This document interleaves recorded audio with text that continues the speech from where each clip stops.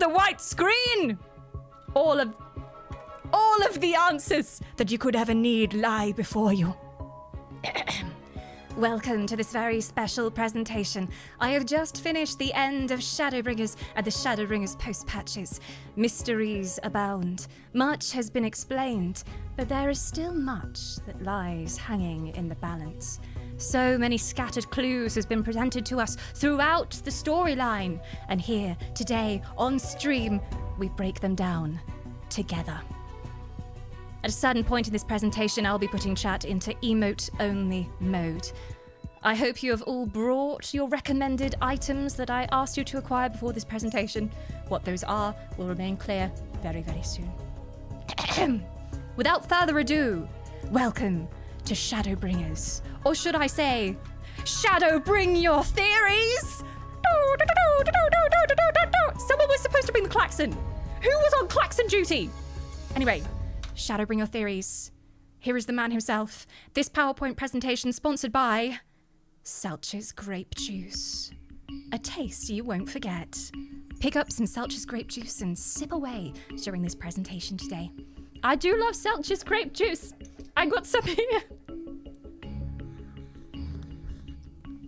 I feel I need to explain that joke for people who don't live in the EU. In the EU, there is a carton grape juice called Welch's Grape Juice, and people told me that you pronounce Emmett Selch like you pronounce Welch. So I used to call him Emmett Selch. So they had to explain to me how to actually properly pronounce it. Anyway, on with the theories. Firstly, I think it's important that we start with a bit of background. We've just finished Shadowbringers.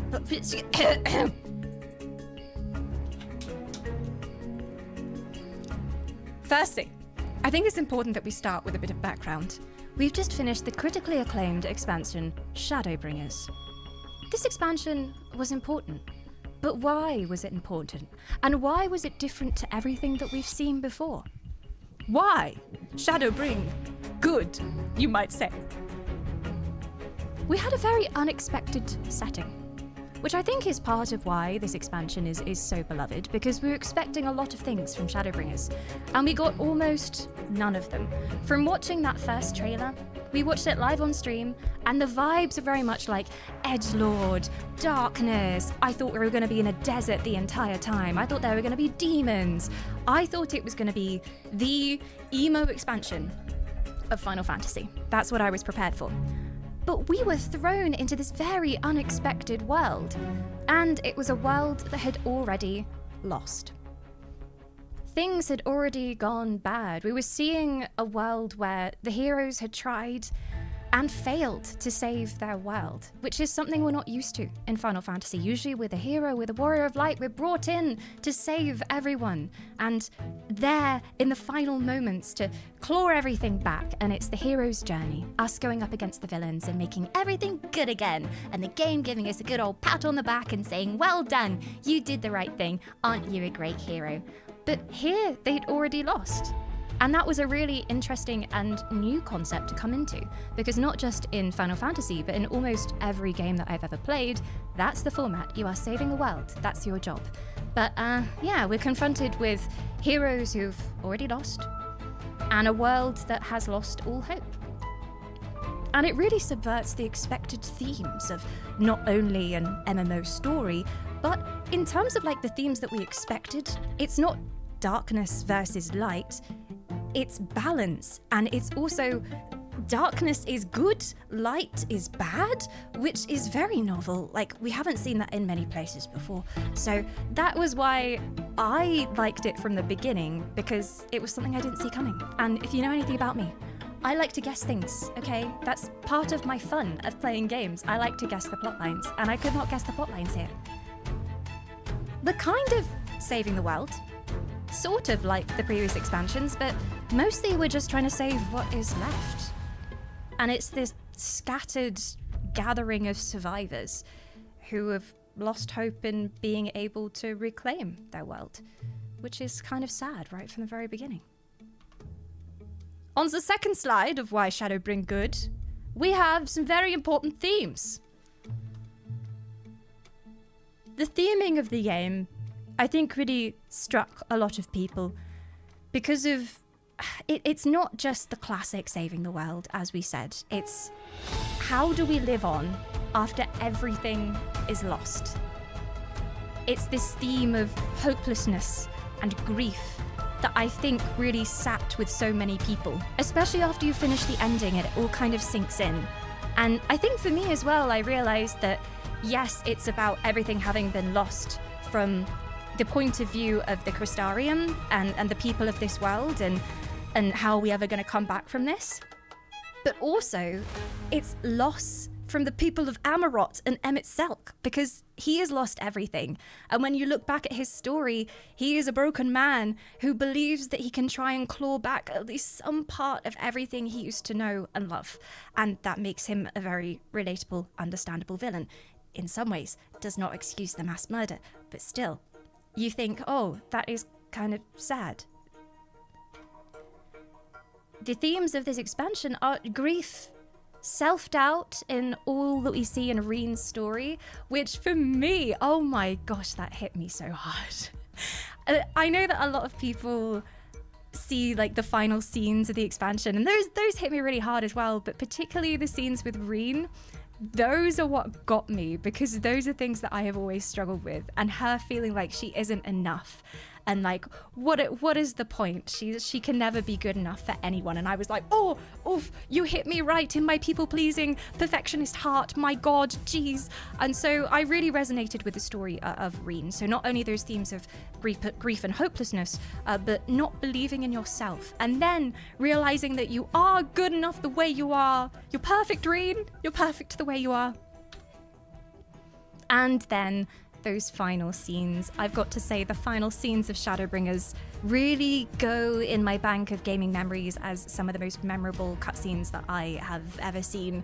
And especially the final part where we merge with Ardbert. And sometimes you don't have to win. Sometimes you don't have to be the hero. All that matters is that you just have the strength to take one more step. And every time I see that quote, it makes me want to cry, because sometimes that is all you need to do. Just keep going no matter what, because there are things worth fighting for.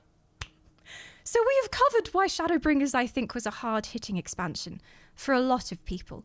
And it was very hyped up to me before I even started it. It had been very overhyped, and I was worried that it would be expectations that it couldn't possibly live up to. But even knowing how much it was loved, it massively blew away any expectations that I had, especially the finale of Shadowbringers.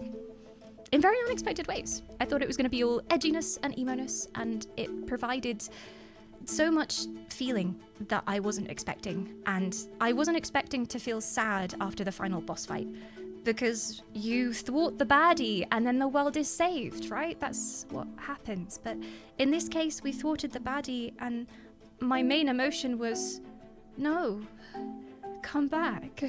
I miss you. Here are some important disclaimers before we fully get into my theories.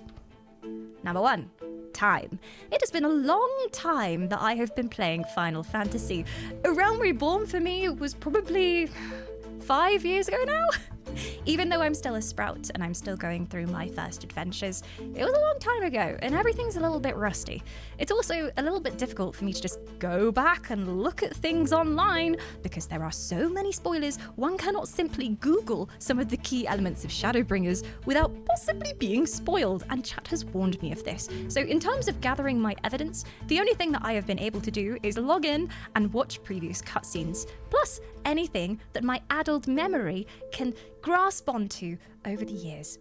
Speaking of which, I have the memory of a goldfish. If you have ever been in my stream, you know this to be true.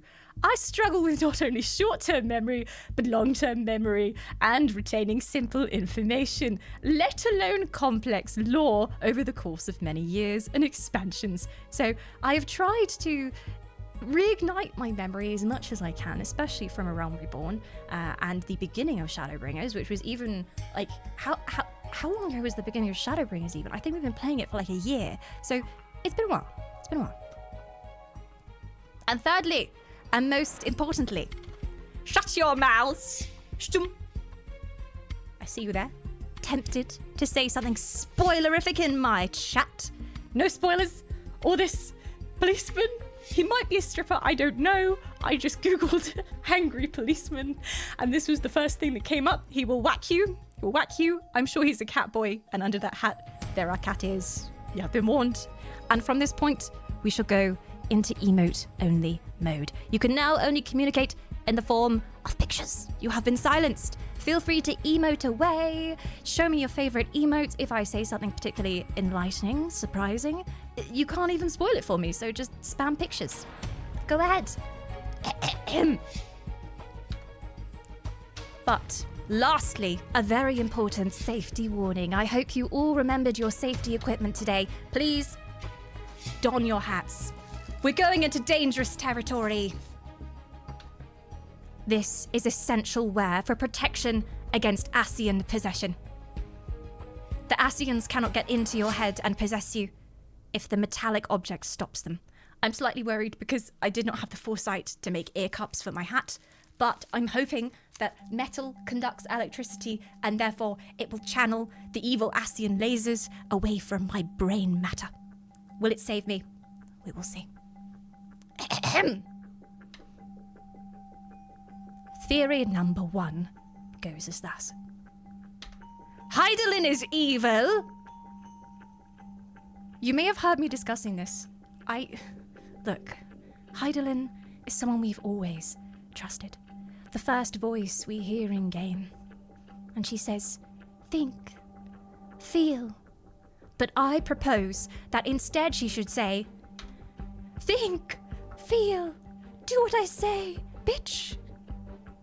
Because usually she's guiding our path. She's telling us where to go and what to do, what we need to do to save the world.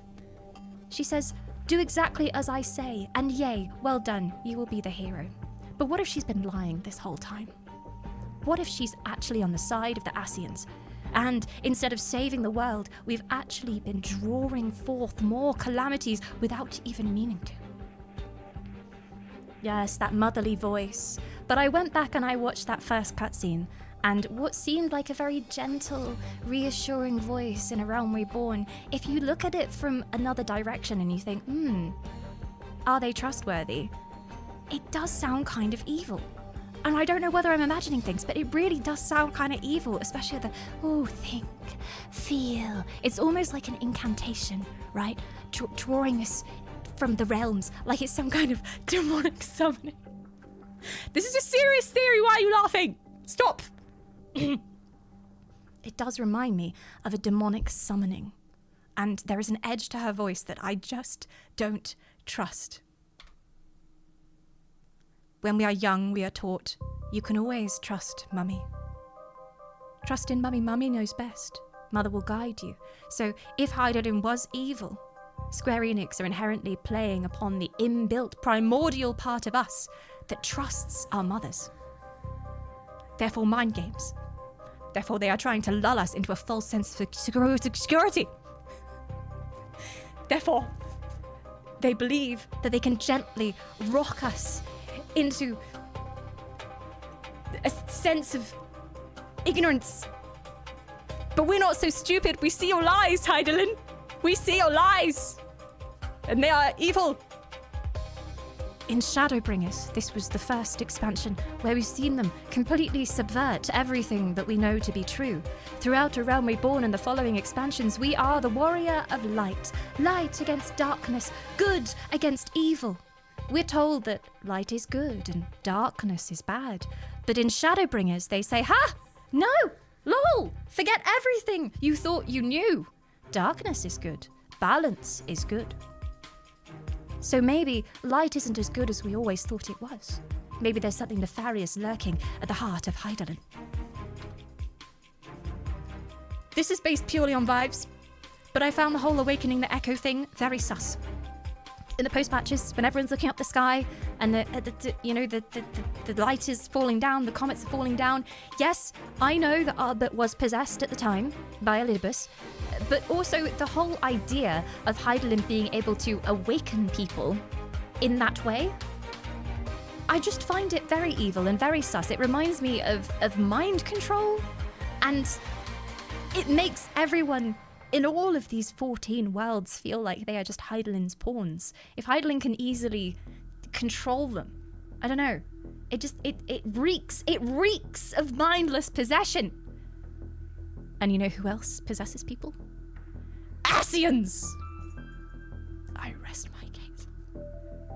So, this is where it gets really wild, okay?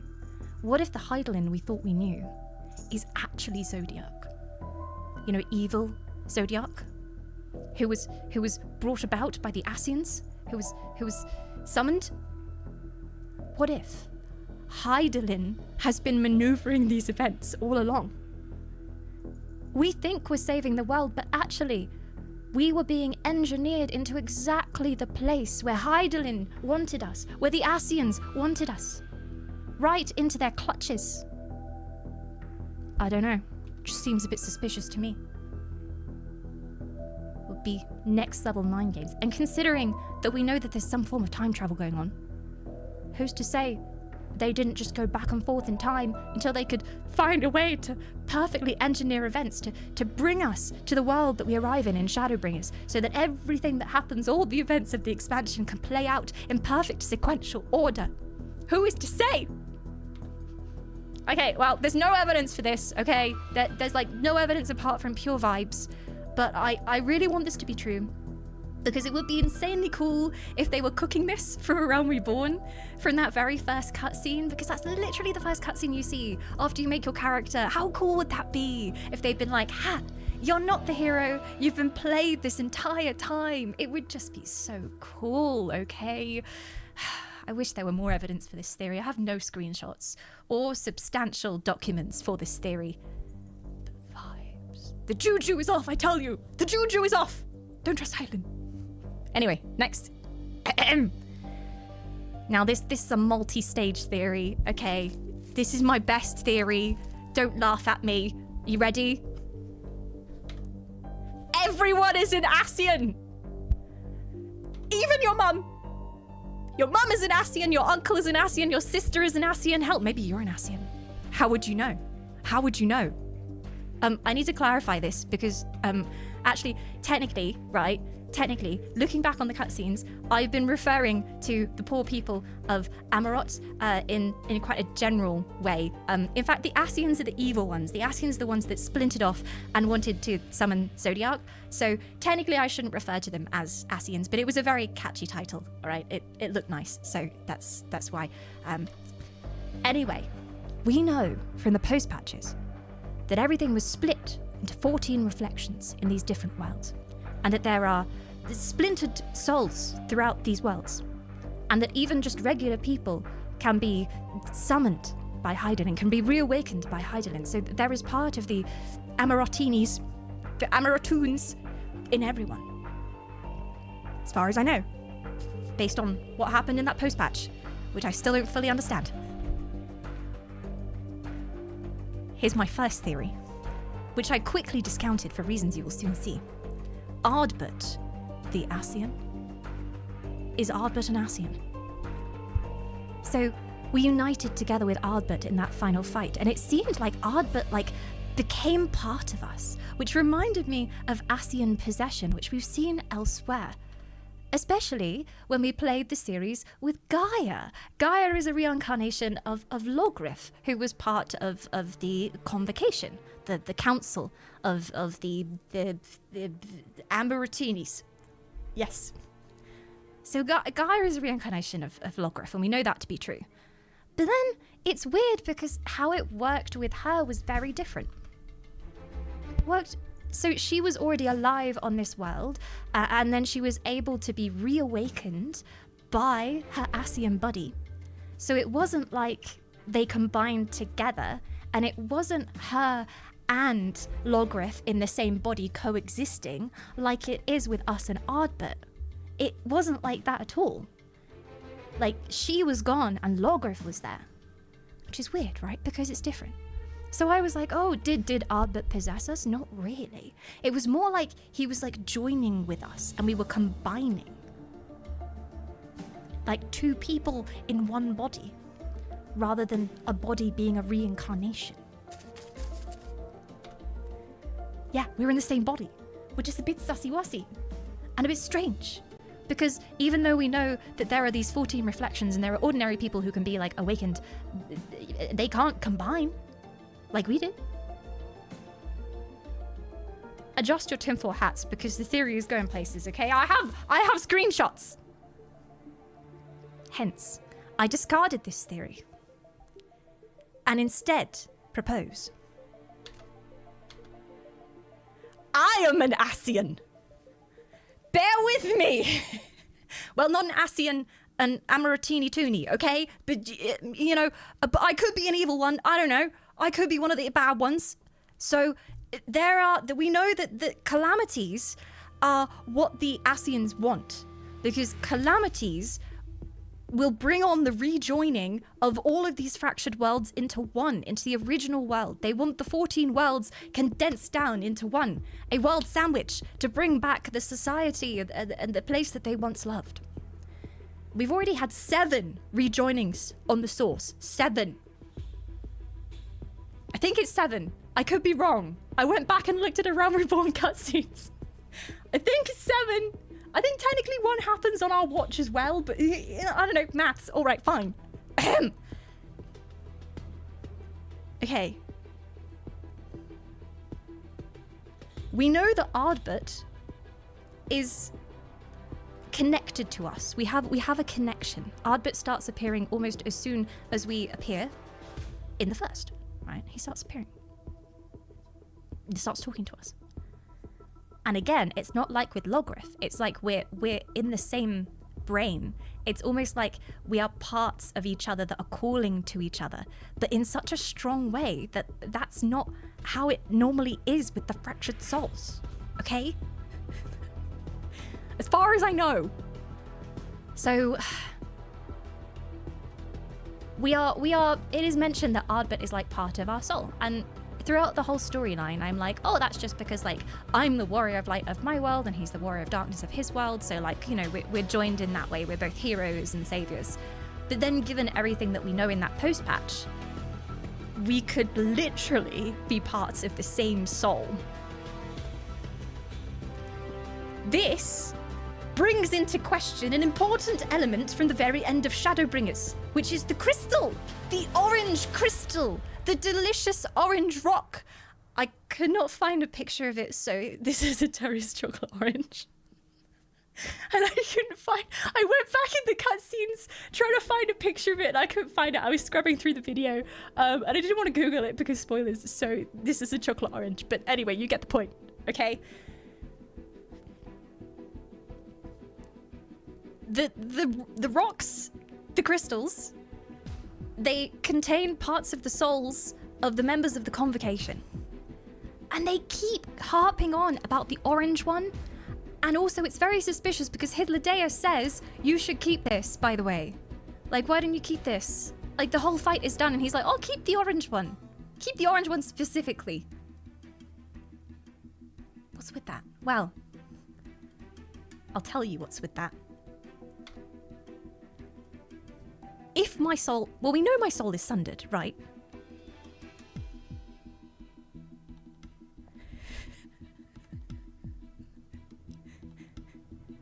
So if there were 7 rejoinings, and that we count Ardbert as being part of my soul as well, then that's 8. And then technically 6... There could be 6 more parts of my soul out there on other worlds. Or maths, or however many there are. I don't know. There's supposed to be 14 in total, as far as I know. I don't know whether we've lost any along the way. But my soul was sundered like everyone else's when the world split. But I am proposing that there is something special about my soul. I like how my own slides called me out. I don't know where I'm going with this, but I am about to present some evidence that I want you to pay very close attention to. Firstly, this beautiful man, this lovely, delicious, evil man. I'm gonna move myself, I'm in the way. When we first meet Emmett, he seems to recognize us, or at least something about our soul. I had to go back to find the very first cutscene where we saw Emmett. And it's actually, we're in Thingamabobby, and Reem is being chased down, and we're rescuing her, and he just kind of appears. And he says, "Then again, with a soul such as that." And to start with, I think he's just referring to being a warrior of light and like having the echo, because we've known that for a long time, and everyone thinks we're special, the special hero, and everyone can kind of recognize that we are a hero. Right? So I think that's what he was referring to. But looking at later cutscenes, this is when we first enter Amarot. And we're going down the lift, I believe, at this point. And he says, "And then there was Amarot. Never was a city more magnificent. From the humblest streets to the highest spires, she fairly gleamed." Not that you would remember any of this. And the first time I heard that, I just glossed over it. I thought he was just being sarcastic, you know. But if we are assuming that Emmett recognizes our soul, him saying that, is he implying that like we could remember this, that we should remember this, that we had knowledge of this prior, that our soul has been to Amarot before? Excuse me, come again. Indeed. And then there is this man, this suspicious, hooded fellow. This is Hythlodaeus. And Hythlodaeus greets us when we first come into Amarot and says, "Hello, new old friend." New old friend. He too recognizes something about our soul, that it's different, that it's special. And this is where I'm like, oh, is this literally just because of the whole everyone split into 14 parts and at some point we were all Amarotians? But this is where it comes back to the oranges. Behold, the final fight of Shadowbringers. This is the moment that Emmett Selk looks up after we have rejoined with Ardbert. Together, as one. And again, as I was saying before, like, I always thought it was that he was the warrior of light, basically, of his world, warrior of darkness, and I was warrior of light, and we're people referring to us as like the same parts, different parts of the same soul. But then the fact that we fuse together like that. To start with, I was fully running with the Ardberts and Ascian theory. An Ardbert like possessed my soul, but still somehow allowed me to retain control during that fight. But the fact that we co-inhabited that body during that cutscene, I find highly suspicious. Also, Emmett has never like seen us like this before. But if we were very powerful, and this was the moment where another fragment of our soul returned, hence making us powerful enough that some of our past self showed through, then maybe this is why he caught a glimpse of it and then it suddenly disappeared. I don't know properly how to explain that. It's like a power surge, right? Like in that moment, we combined together and it gave him like a glimpse of something from the past. He sees an Amaroti in that moment. Not me, powered up, an Amaroti. And this brings me to my next point. Because we are confused as to how we can co-inhabit a body like this, and it all comes back to the convocation. And the Terry's chocolate orange. So we've heard about the convocation of the 14, which I believe later becomes the convocation of the 13, because one of them leaves. And they keep mentioning it. They keep freaking harping on about it. The more I go back and look at cutscenes, they're like, oh, apart from that one that left, there was that one that left. That was awkward. Yeah, used to be 14 of us, but now, One of them left. And the one that left was the 14th. And we know about some of the other members of the Convocation from the general plot and also from like the side content that we played. But the 14th remained a mystery until this fight. We're fighting Elidibus. And the thing that saves us is invoking power from the orange crystal. The orange one specifically. And during this fight, Elidibus says, herein... Oh, no, it's a strange voice. It's not Elidibus, it's a voice. It's not even our voice, which I was like, where is that coming from? Anyway, a strange voice says, herein I commit the chronicle of the traveller, shepherd to the stars in the dark, though the world be sundered and our souls set adrift, where you walk, my dearest friend, fate shall surely follow. And we don't know who that voice is. But then, shortly after that, Emmett Selch Welch Juice appears and does the whole sashay away. So if that is Emmett's voice, then it is Emmett speaking directly to his friend. He's talking to Azem? Nazim? Azem? Who is the one we're invoking the power of. And I'm able to channel that power. More so, after that plays, once we have defeated Elidibus and Elidibus is dying, Elidibus says, an invocation of Eld, though not of Hydaelyn's making. And he looks at us and he says, what are you? So he knows a lot about Warriors of Light. He summons Warriors of Light during that fight. He summons Warriors of Light to come in and aid him. But he looks at us and he's like, what are you? Like we're something different? Like we're something powerful? We know that Emmett, Elidibus, and Haha Bread escaped the great calamity that befell the original world in Emerald. We know that they somehow escaped, but everyone else was sundered and split into reflections. Some of which have been able to unite and some of which have not. Therefore, here comes the crux of my theory. Sorry, Mog, sorry, love you. Yeah. The crux of my theory rests in this. Emmett says, very famously, remember that we once lived. And this is a very sad line, it's a very tragic line, asking us to remember a lost history, a lost people, so that they can't die, because if we remember them, they live on. It's tragic, but this is where I adjust my tinfoil hat, okay? If we take the wording here and we say he is not asking us in general to remember his people when he says us. He is asking us to remember specifically. Not about Amarot, not to carry on their legacy, but he is asking us to remember because it's very important that we remember, because there is something about us that can save everyone.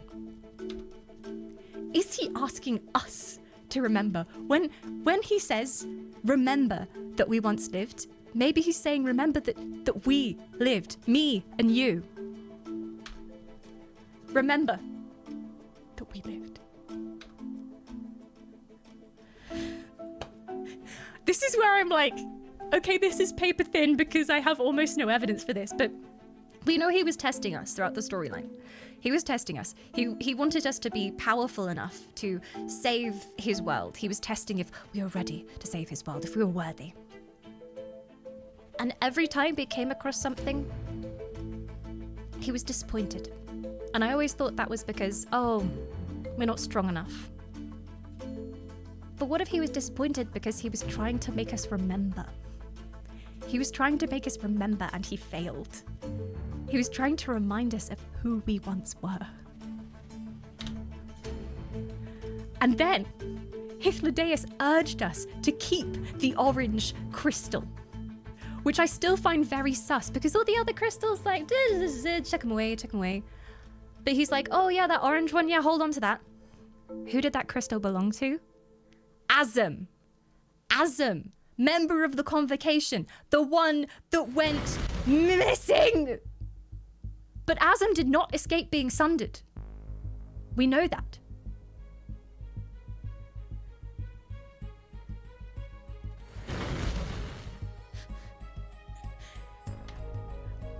And yes, I don't know if I have any more supporting evidence. Time travel shit. Time travel shit is very loose evidence. The twinning suggests the existence of other realities. In fact, it doesn't just suggest it, it confirms the existence of other realities. And maybe like the ability to time travel or the ability to traverse across different realities. And we know that the Ascians have been like laying their plots and their plans for many, many years. Who's to say that they haven't tried this in many ways before and they've gone back and rewritten time to try and make this happen again and again. And that's why Amit is so tired. Yeah, he's tired. Anyway, okay. This is where it's very tinfoil hat. Okay. We know that Emmett has like the power of creation, right? He can create stuff. He created an imitation of Amarok for us to walk around. That's his thing. What if Azem can travel through like time and reality and that's their thing? Because like each member of the Convocation has like a special power, like a superpower, right?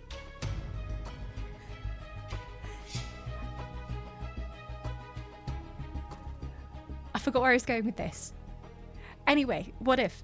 Who knows?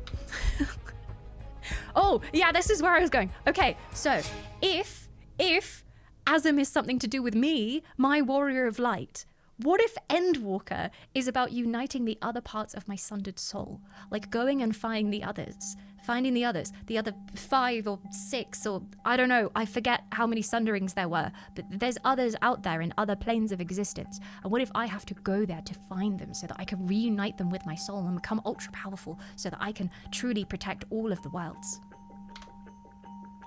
But then I'm also worried, right? Because if this is a thing, if there is another part of my sundered soul on another world, who's to say that the Ascians didn't get to them first and made them evil? And then how will I convince them to help me? It will make a great villain though, if it was like me from another world, but they were evil and they'd fully spent years being convinced by the Ascians. Anyway, but then I'm also like, wait, hang on. There's no basis in this because that's what the Ascians want me to do, isn't it? Like, they want to make the worlds one again, and they want all the fragments to be reunited. So if I did that, surely that's exactly what they want me to do. So, I don't know. Anyway, it all comes back to the chocolate orange. I don't fully understand my own theories, but look, I think there's something there. Especially with this stuff, okay?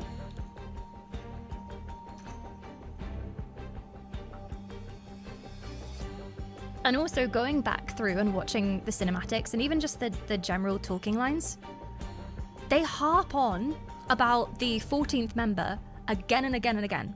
Even though they're like, yeah, we don't really know what happened to them. They left, whatever.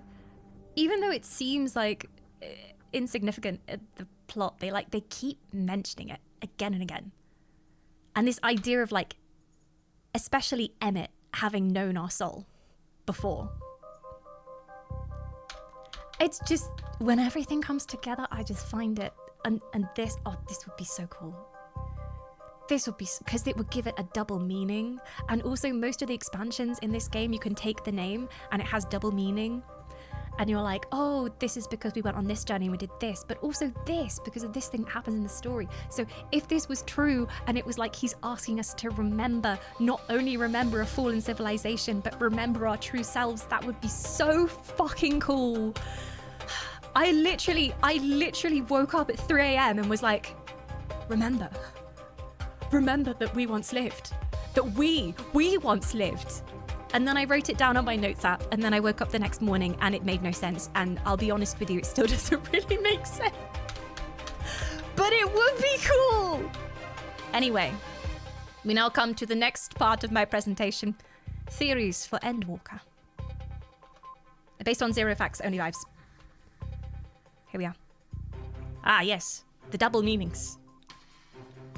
So most of the expansions, you can look at them and you can think, oh, that has some kind of relevance to what we did in the expansion, but also on a more metaphorical level, the journey we've been on and the emotions that we felt during this expansion. So I hereby propose my earlier theory, if there's time travel shit going on, which we know there is because the Ascian's always doing time travel shit, I propose that we're getting more Ascian shit and there is time travel involved. And at the end of Shadowbringers, it is still not explained what brought about the collapse of Amarot and what destroyed that society and that civilization. We still don't know what caused that and what caused everything to fracture. What did that in the end? There's no explained. So I feel like that's a remaining question. What caused the end of days of Amarot? And I feel like they can't just leave that hanging there. And this is where the real tinfoil hat is, okay? Walker. There's time travel shit going on, right? Walking, traveling, time travel. And also, what did they call Azem? What did they call Azem? Huh? Though the world be sundered and our souls set adrift, where you walk, my dearest friend, fate shall surely follow. The shepherd, the traveller, the chronicle of the traveller. Anyway, so time travel. And then, if time travel is involved, please, for the love of God, let me go back and see Amarot in its golden days. Because I love Amarot. I loved that city. As we were coming down the lift, I was like, oh my God, it's a full zone. Can I explore it? Do I get to see what this was like in its glory days? Please, for the love of God, give me time travel and bring back Emmett Selk because I miss him. Or, the other option is like, none of this is right, and I guess there's another world-ending calamity that's going to happen due to the Ascian plots, which are afoot already because we saw that cutscene. And more likely, we walk in the end of times ourselves. It's the end of the world. The end of the world is coming again. They are closer to bringing about the rejoining, which we must avert. And maybe we go to the end of the world, space, given all the Empire stuff, literally the ends of the world, space itself. Maybe that's what it means. I really want the first one to be true, though, because I really miss Emmett. And I really want to know more about Amarot, because Amarot's cool, okay? Here were some questions submitted by our viewers that they wish they would have asked themselves at the end of Shadowbringers.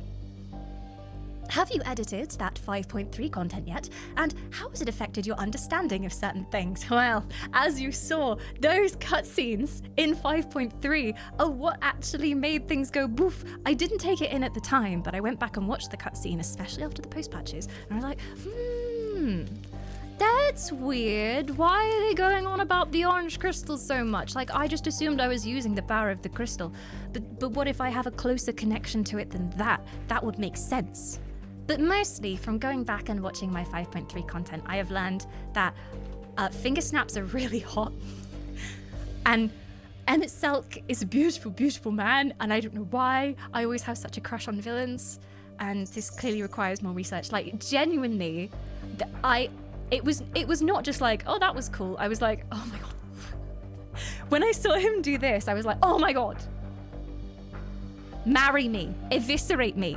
So, I think some research needs to be done on that. There's possibly something wrong with me, seeing as he is a mass murderer.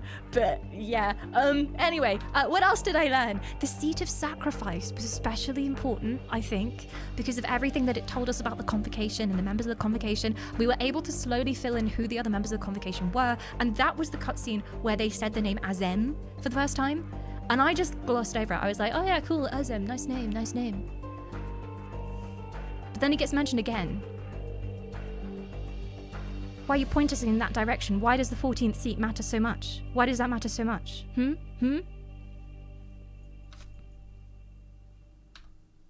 Would you like them to focus more on new characters from new areas in the expansion, or focus more on content with existing characters? Oh, well, the thing is, I think we have such strong established characters now. Like, I really love all of our main troupe, and I feel like I've gotten to know them so much better, especially in Shadowbringers.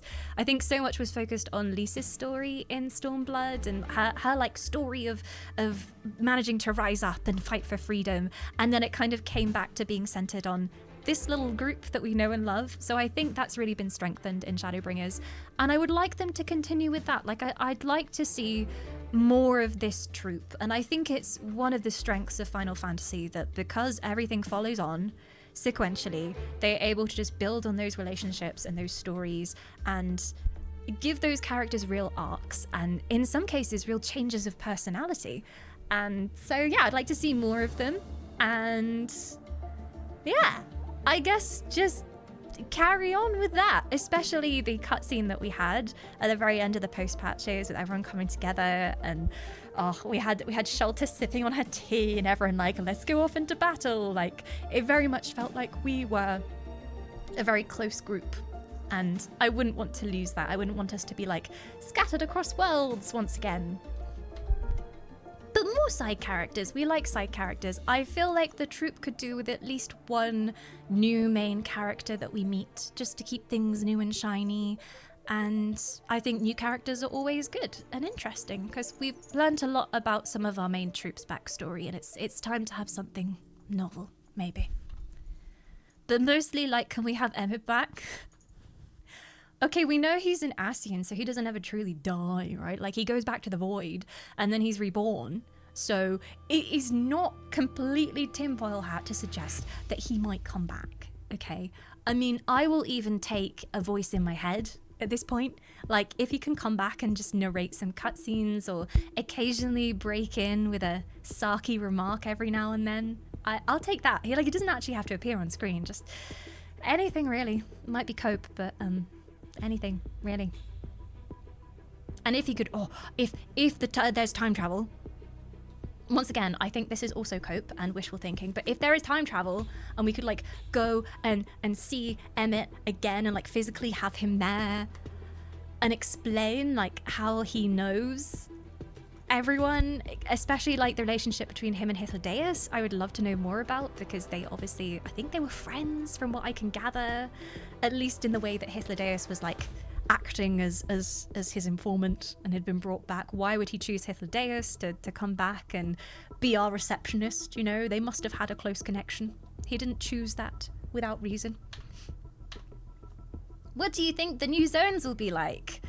Well, I do think space. Given all of the Empire stuff, I think Garlemald and all of that, it would be really cool to see more of that, because at Realm Reborn, we're told all this stuff about the Empire, we're shown the Empire in some cutscenes, but we haven't really been there, and I don't know what the kind of general biomes are like. I don't know whether it's literally like the moon landing and everything is moon dust, but I am hoping for a bit more than moon dust. Empire stuff, for sure, especially with the foreshadowing in that cutscene. I think we're going to be going into the heart of the Empire, and maybe the moon is evil.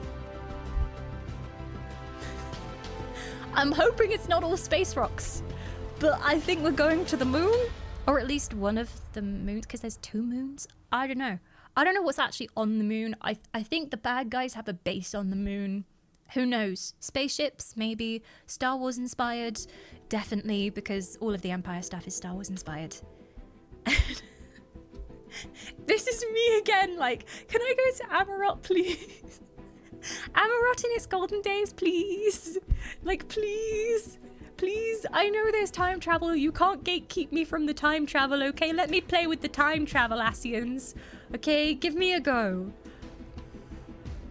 But it could just be very, very fervent cope going on there. Anyway, which characters do you think will be important in the story? Well, Tataru is going to be the main character of Endwalker. She's really going to come into her own. Entrepreneur comes space captain. She's going to have her own spaceship and she's going to pilot us through space. And yeah, I really look forward to seeing her stand up to the Empire and whack them to the moon. In fact, that's how Endwalker is going to end. Like, Tataru is going to kick the Ascians to the moon, and they're gonna land in a deluge of space dust and be buried Hildebrand style with their legs sticking out the moon going, "Oh, mummy!" And that's how Endwalker is gonna end. Sorry for the spoilers, guys. Cid, considering Cid's backstory and Cid's connection to the Empire and everything, Cid would make sense. Also, if we need a spaceship, we know who to call. Cid's got the gear. Maybe Gaius, because we played the Rewritten series, and Gaius has those deep connections to the space things and the Empire in general. And if we've got to infiltrate the Empire and save the world from what they're about to do, Gaius would make sense, because he has a deep knowledge of how all those military systems work, and maybe he can sneak us in. Emmett? Oh, my tinfoil hat! Please, Emmett. Please, for the love of God. That man's voice acting is so good. It's so good. Like, going back and watching the cutscenes again, it really hits home just how good his voiceover is. So please, can we just have more of that, please? Because I love him. But I also hate him, but I love him. We already had self-doubt and loneliness in Shadowbringers, but what will Endwalker be about? Well, I'm kind of hoping that after such an emotionally hard-hitting expansion, that the next one is going to be all about unicorns and rainbows, and happiness. And also the power of friendship, maybe. A little bit of power of friendship in there. I'm suspecting, given the foreshadowing of the Ascians taking over the bodies of important figures in the Empire, that it will just be about good vibes. So that's what I'm hoping for. And yeah, some sort of zone like this with unicorns. But I'm also thinking redemption, right? Redemption. We haven't really had redemption. Like, Emmett started on the redemption arc and then fell very short at the end because he couldn't. He didn't feel like he could abandon everything that he knew and loved. But redemption would be a cool theme. There was another reason I said redemption apart from Emmett. I can't remember why. Oh yeah, because of all the stuff in the Rewritten series for Gaius as well. And Gaius, we talked about Rewritten not being a story of redemption, but about Gaius facing all of the wrong that he's done. Like, it's basically just Gaius torture, that entire series of quests. So it isn't really a redemption arc for him. He didn't get that. It was just hit after hit of, here's all the people you've hurt, here's all the damage you've caused, again and again and again. So I feel like if Gaius is a main part of the story, he deserves that redemption arc. And the same for Cid. Like, Cid still feels very guilty about a lot of the things that happened before he appears in our story, some of which she had no control over. So I want him to, I guess in the series that we did, where he got to go back in his memories and see that cutscene with his father, he went some of the way to forgiving himself, but he hasn't truly forgiven himself. So I'd like to see him fully realize that he is worthy of redemption. If time travel, maybe regret. Yeah, maybe regret. Yeah. Like, looking back on things you've done and being like, oh shit, probably shouldn't have done that. Because that goes hand in hand with time travel, like making wrong choices, regretting a path that you've taken before. But the power of friendship, and I'm serious about this one, the power of friendship. I think that we have such a strong crew with us that I think maybe Endwalker could be the expansion where we truly realize how strong we are together. We had a moment of that at the end of Shadowbringers where we were all in that final fight and we said we're not giving up. But yeah, I think we need more of that. That could be a major theme. And that's it. That's my theories. Or so I wildly speculate. It is unlikely we will ever know the truth, as Stoller says. Will we ever know the truth? That's it. Thank you for coming to my presentation. I would say I will now take questions, but the questions are likely to lead to spoilerific places, so there you go.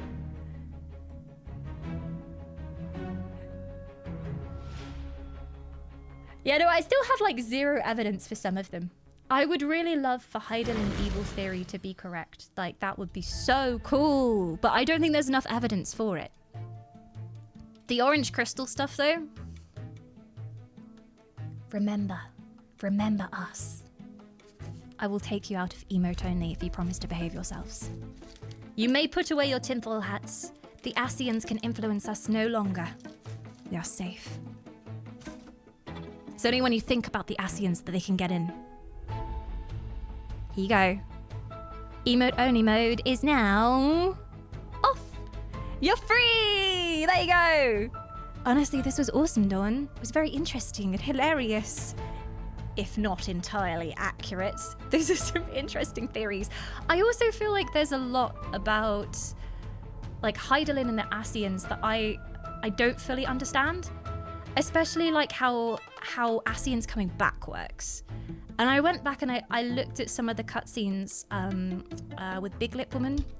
Why do I always forget her name? Bratstall Woman? That one. And so I was thinking like, oh, they're showing us how Ascians are reawakened. But it was weird because like with her, it was an Ascian reawakening her. But she was still in that body. And she didn't fully become that Ascian. So I'm like, I don't know how that all works. And also, I don't know if this whole thing that I have about us being special is actually true, because technically everyone was part of Amarot, right? I'll allow chat to tell me this because it's like it's been confirmed in the story, I think. But technically everyone has some kind of memory of days in Amarot, right? That Hydaelyn reawakens with showing the meteor thing. So like technically everyone's sundered into 14 parts. So the only reason why I'm like, oh, am I special, is because they keep mentioning the 13th seat. Is it the 13th seat, or the 14th seat, or 15th seat? What are the seats? They keep mentioning it, and the orange crystal was like pushed at me so much at the end of Shadowbringers. But then I'm like, maybe that's my self-importance, you know? Oh, but then Emmett recognizing our soul, and like, would he have just recognized a random person's soul? It feels too convenient. It just does. I rest my case. That was incredibly wonderful. Did you enjoy my graphic design? I worked very hard on the color schemes. I thought you would enjoy it. Did it harken back to days of yore where you made a PowerPoint presentation? I'm sorry, I tried to do word art, but Google Slideshow doesn't have the same good quality word art as PowerPoint once did. Like, I couldn't get rainbow word art and I was very disappointed, but I tried. I can tell graphic design is your passion. It really is. How did you know? I only have one thing to say. Time to boot up the game and continue the story. So we're now heading into, is it 5.5 we're heading into now? 9 out of 10, I can only mark it down for one thing. Go on, hit me. We value constructive feedback here at Theories Inc. Is it my hat? Was my hat not protective enough? I did consider doing ear flaps, but it's tricky to keep on with the ear flaps. 5.4, okay. Deliver a compelling commentary. You're being very well behaved, chat. I like this. Mondi wants to clarify one thing. Okay, yes, please. Please clarify. Because, yes, given Goldfish Brain and how long ago everything was, when I started thinking about the theories, I was like, I actually don't really know how Ascians work.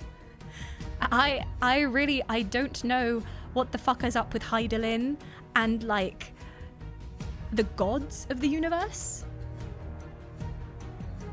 So, yeah, like all of that was a long time ago, because there's the gods of the universe that are talked about a lot in A Realm Reborn, but those are different to all the stuff going on with Ascians, but then some of them seem to share similar names, so I don't know what's going on with that. And there's all the gods Ascians. That would also be an interesting theory. Everyone's an Ascian. The 12, yeah. So the 12 are different to the 14, right?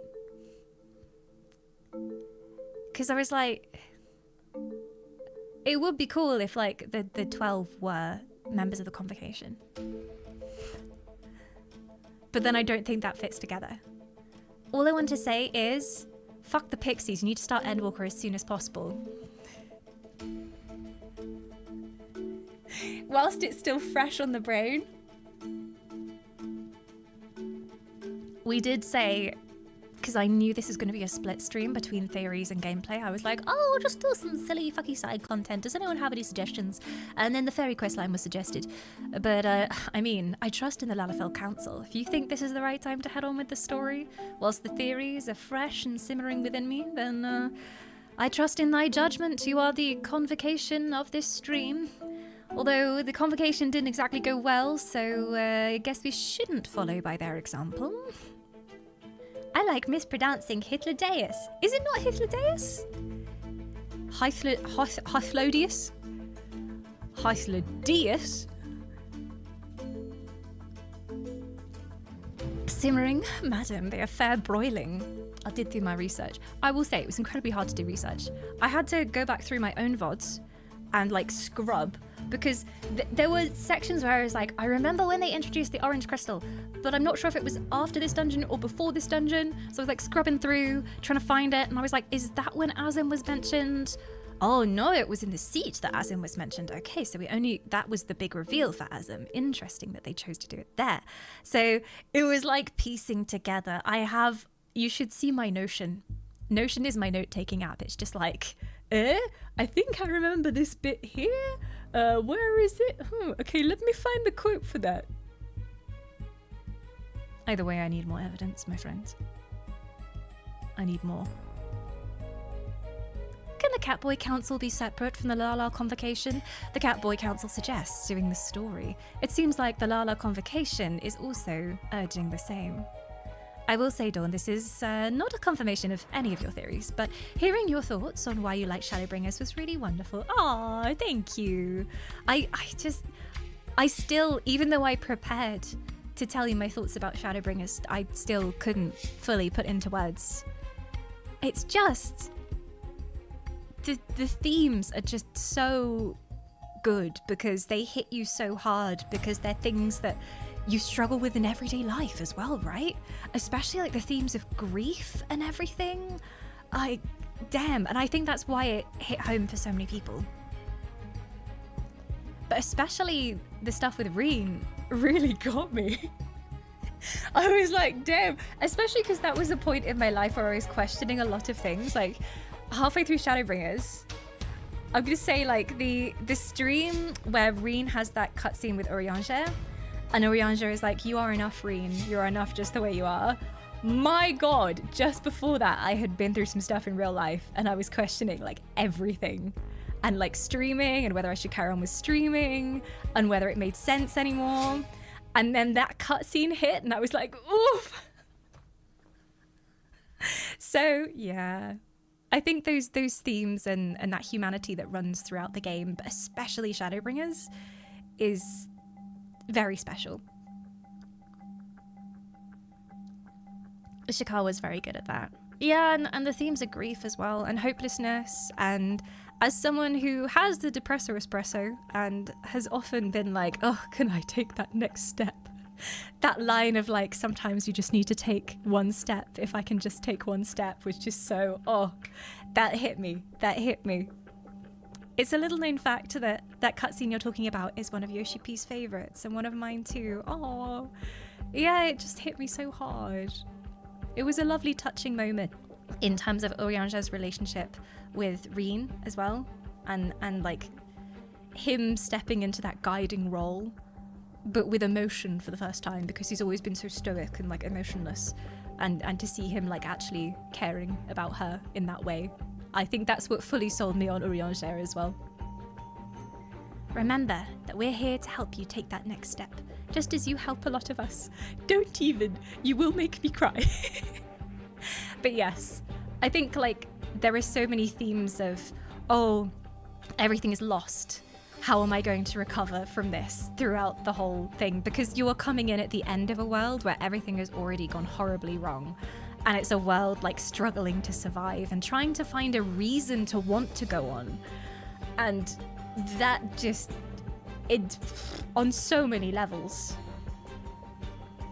And that moment in the Shadowbringers finale where you say, oh, I've just got to find a way to go on. And then all of your friends come in behind you and they're like, together, like chills. And I know it's very like, oh, power of friendship, oh, we'll stand together against the evils of the world. But somehow it didn't seem contrived in that way. It wasn't like, unite! Come on, everyone, let's save the world. It felt different. It didn't feel like silly and shallow like it does in so many games, given like everything we've been through before. So yeah, it felt very sincere. Yeah. But I'm so bad about talking. I'm so bad at talking in general, but I'm so bad at talking about my feelings post Shadowbringers. Like, I finished Shadowbringers and I ended stream and I was like, oh my god, I did not know how to put into words how that made me feel and why it made me feel those things and why this story feels so much more significant than anything else I've ever played. Like, I can't. Like, it's just so enormous. And I think if I went back and played it again, I'd see so much more as well. And it's the fact that it's not only this hero's journey, it's the villain's journey as well. And I guess him coming to terms with the fact that he can't save his world. And that is so tragic. And you kind of want to help him, but you can't. And you can understand him, but also you don't want to say, oh yeah, you totally did the right thing. Because you kind of did. But he kind of did. But what would you do? It poses the question, what would you do if you had the chance to save a world that you love so much? Would you do the same? And would half of your civilization sacrifice themselves so that the other half could live? Do they deserve to be in this world that should have been yours? Do we deserve to inherit this world when one came before us that was so loved? Tragic stuff. Tragic stuff. Anyway, we'll play some Final Fantasy. You want to play some video games? I like video games. Do you like video games? I've never seen a video game I don't like. Astariel Whisper is here. She's been staring at me this whole time. I guess we can go back to happy in-game music. But that is the end of my theories. Behold. Ah, Crystal Theme. Hello. How I have missed you. But yes, I feel like there's more information coming. Alfie's response to Emmett saying that was so fire. He looked so deflated. He agreed, but still, it didn't matter. We still deserve to try. Yep. And especially considering Alfie's own arc and his fight against his own hubris and the point where he had to admit that he'd made a mistake. And Emmett is, I guess, a reflection of that in so many ways, because Emmett thinks he's doing the right thing and then has to back off and be like, oh, okay, maybe I'm not doing the right thing. And Alfie had that same journey. Like, Alfie was trying to band together some heroes to save the world, but he went too far. So, yeah.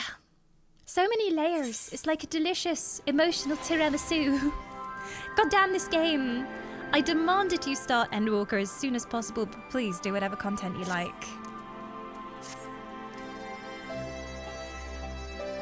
So what is next?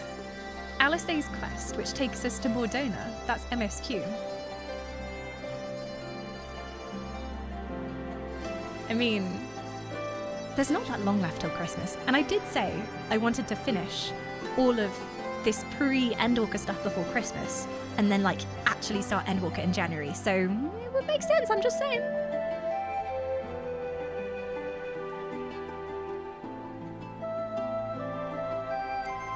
In 30 years of personal video game history, I've never experienced a story like the one in Final Fantasy XIV. The entire story arc from A Realm Reborn to Endwalker, it's still a persistent highlight moment for me. And sometimes I wish someone would just hit me so hard on the head that I could forget the whole story and just experience it all over again for the very first time. Yeah, and even having just played it, I'm like, oh god, I want to go back and play it again and see if I catch anything that I didn't before. Because watching some of those cutscenes now, I'm like, oh my god, especially a lot to do with Emmett was really obvious and I just didn't see it coming. I should have known. And I think it's also very strong because they're bringing in stuff from A Realm Reborn, which I really didn't expect. I'm very used to each expansion in an MMO being a contained thing so that they can, like, sell it as its own thing. Be like, here you go, here's the expansion, enjoy the expansion. And people don't have to remember what came before and they can just kind of jump in. And it's so hard in a lot of ways that we have so much story in this game that you have to go through sequentially. It's so difficult because there's so many hundreds of thousands of hours worth of content. And I won't say it's a slog because it's definitely not, but everything is based on what came before, so it ends up being a strength. But it's harder to get new people into it, I guess. But the fact that they're now referencing stuff from A Realm Reborn and like still the stuff about the calamities is important to all of the Ascian plot points is just... They didn't just abandon that. They could have just abandoned that and been like, oh, you're done with the bad guys now, BT dubs. Off you go on the next story, on the next adventure. But they keep coming back into it, and it's a threat that we thought we'd dealt with, but we have not. Like, it's still very much present, and they could mean the end of the world again. But there you go. We've had some souls coming through whilst I've been ranting. So welcome back to Pitch for 36 months. Greetings, Dawn, our fellow queen and fellow wisps. Are you baking a potato on your head? I was. There's a delicious Jackie Potetti in there with all my fire theories, heating it up. Oh yeah. We've got Callie coming back as well. Dawneth, Lady of Whispers, I am unworthy to look upon thy beauty. Thou art the most... what? Thou art more beautiful than the Lady Galadriel. Oh, compliments. How dare you? Similar, put the axe down. It's the truth. I have a tinfoil hat, and I'm not afraid to use it. And we had Cash the Cashier coming back as well for 5 months. Good evening. Welcome to Wild Theories O'Clock. Every hour is Wild Theories O'Clock over here at the moment. Dawn, you wanted us to wear hats. Is this one adequate? You need some metal in that. You need more metal. Otherwise the Ascians will get through, okay? It's very important it be made of like a conductive material because that actually disperses the Ascian brain lasers evenly across the skull, which reduces the chances of Ascian possession. Although, I guess that feather is a very good insulator. So that will stop the brainwaves from fully journeying to your skull. So it could work. It's like a feathery antenna. Would you guys of the council indulge me in a little recklessness? What kind of recklessness are we talking about here? I will say though, before we carry on with any story, I think you all need to go and grab yourself a snacky and perhaps a beverage of choice. I need to restart my brain. Brain was working overtime trying to make those theories make sense. Look, it made sense when I wrote it down and I was looking at my notes like, wait, what did I mean when I said that? I think my main struggle is that I need to know how Ascians work. And I'm still a little bit like, wow-wee-woo about how the whole reawakening of the Ascians work and like exactly where they go when they die and like how they can be split and all of these things. But I still think that I'm different. I still think I'm special. Maybe it's just the conditioning throughout the whole of A Realm Reborn telling me I'm special and I'm Warrior of Light and I'm Heidelin's favourite child. But I still feel like there's something different about how I was split. And all the times that Hythlodaeus recognized us, and Emmett appears to have recognized us, make me feel like I am orange. I am the Orange Power Ranger, and you cannot disprove my theory, for we have no evidence. But yeah, I'm gonna speak it out loud, okay? All right. I am Azem, Azim, Adim Nazel. Every time I see Azim, it makes me think of just after Frozen had come out, Idina Menzel, who is Elsa in Frozen, amazing singer, like Broadway famous, was in Wicked and everything. There was a stage show where someone announced her as Adim Nazem. And now every time I see Azim, I just think of that for some reason. Who wouldn't want to be a Terry's Chocolate Orange? Yeah, I'm still sipping my Terry's Chocolate Orange coffee over here. Are you sure you haven't acquired the Orange Cat brain cell? Maybe this one has. It has very Orange Cat behaviour for a Void Cat, I have to say. Do you want to sit on my lap? I prepared this lovely blanket for her, which has her on. It's her. Do you want to sit on my lap? Or are you going to be petulant? Are you just gonna flick your tail across my keyboard? How dare you? How dare you? She really does have Orange Cat energy. I always have a blanket on my lap whenever I'm streaming, always when I'm working as well. She's always on my lap. She lives there. Would you mind going there now, though? Because I can't use my keyboard when your arse is in it.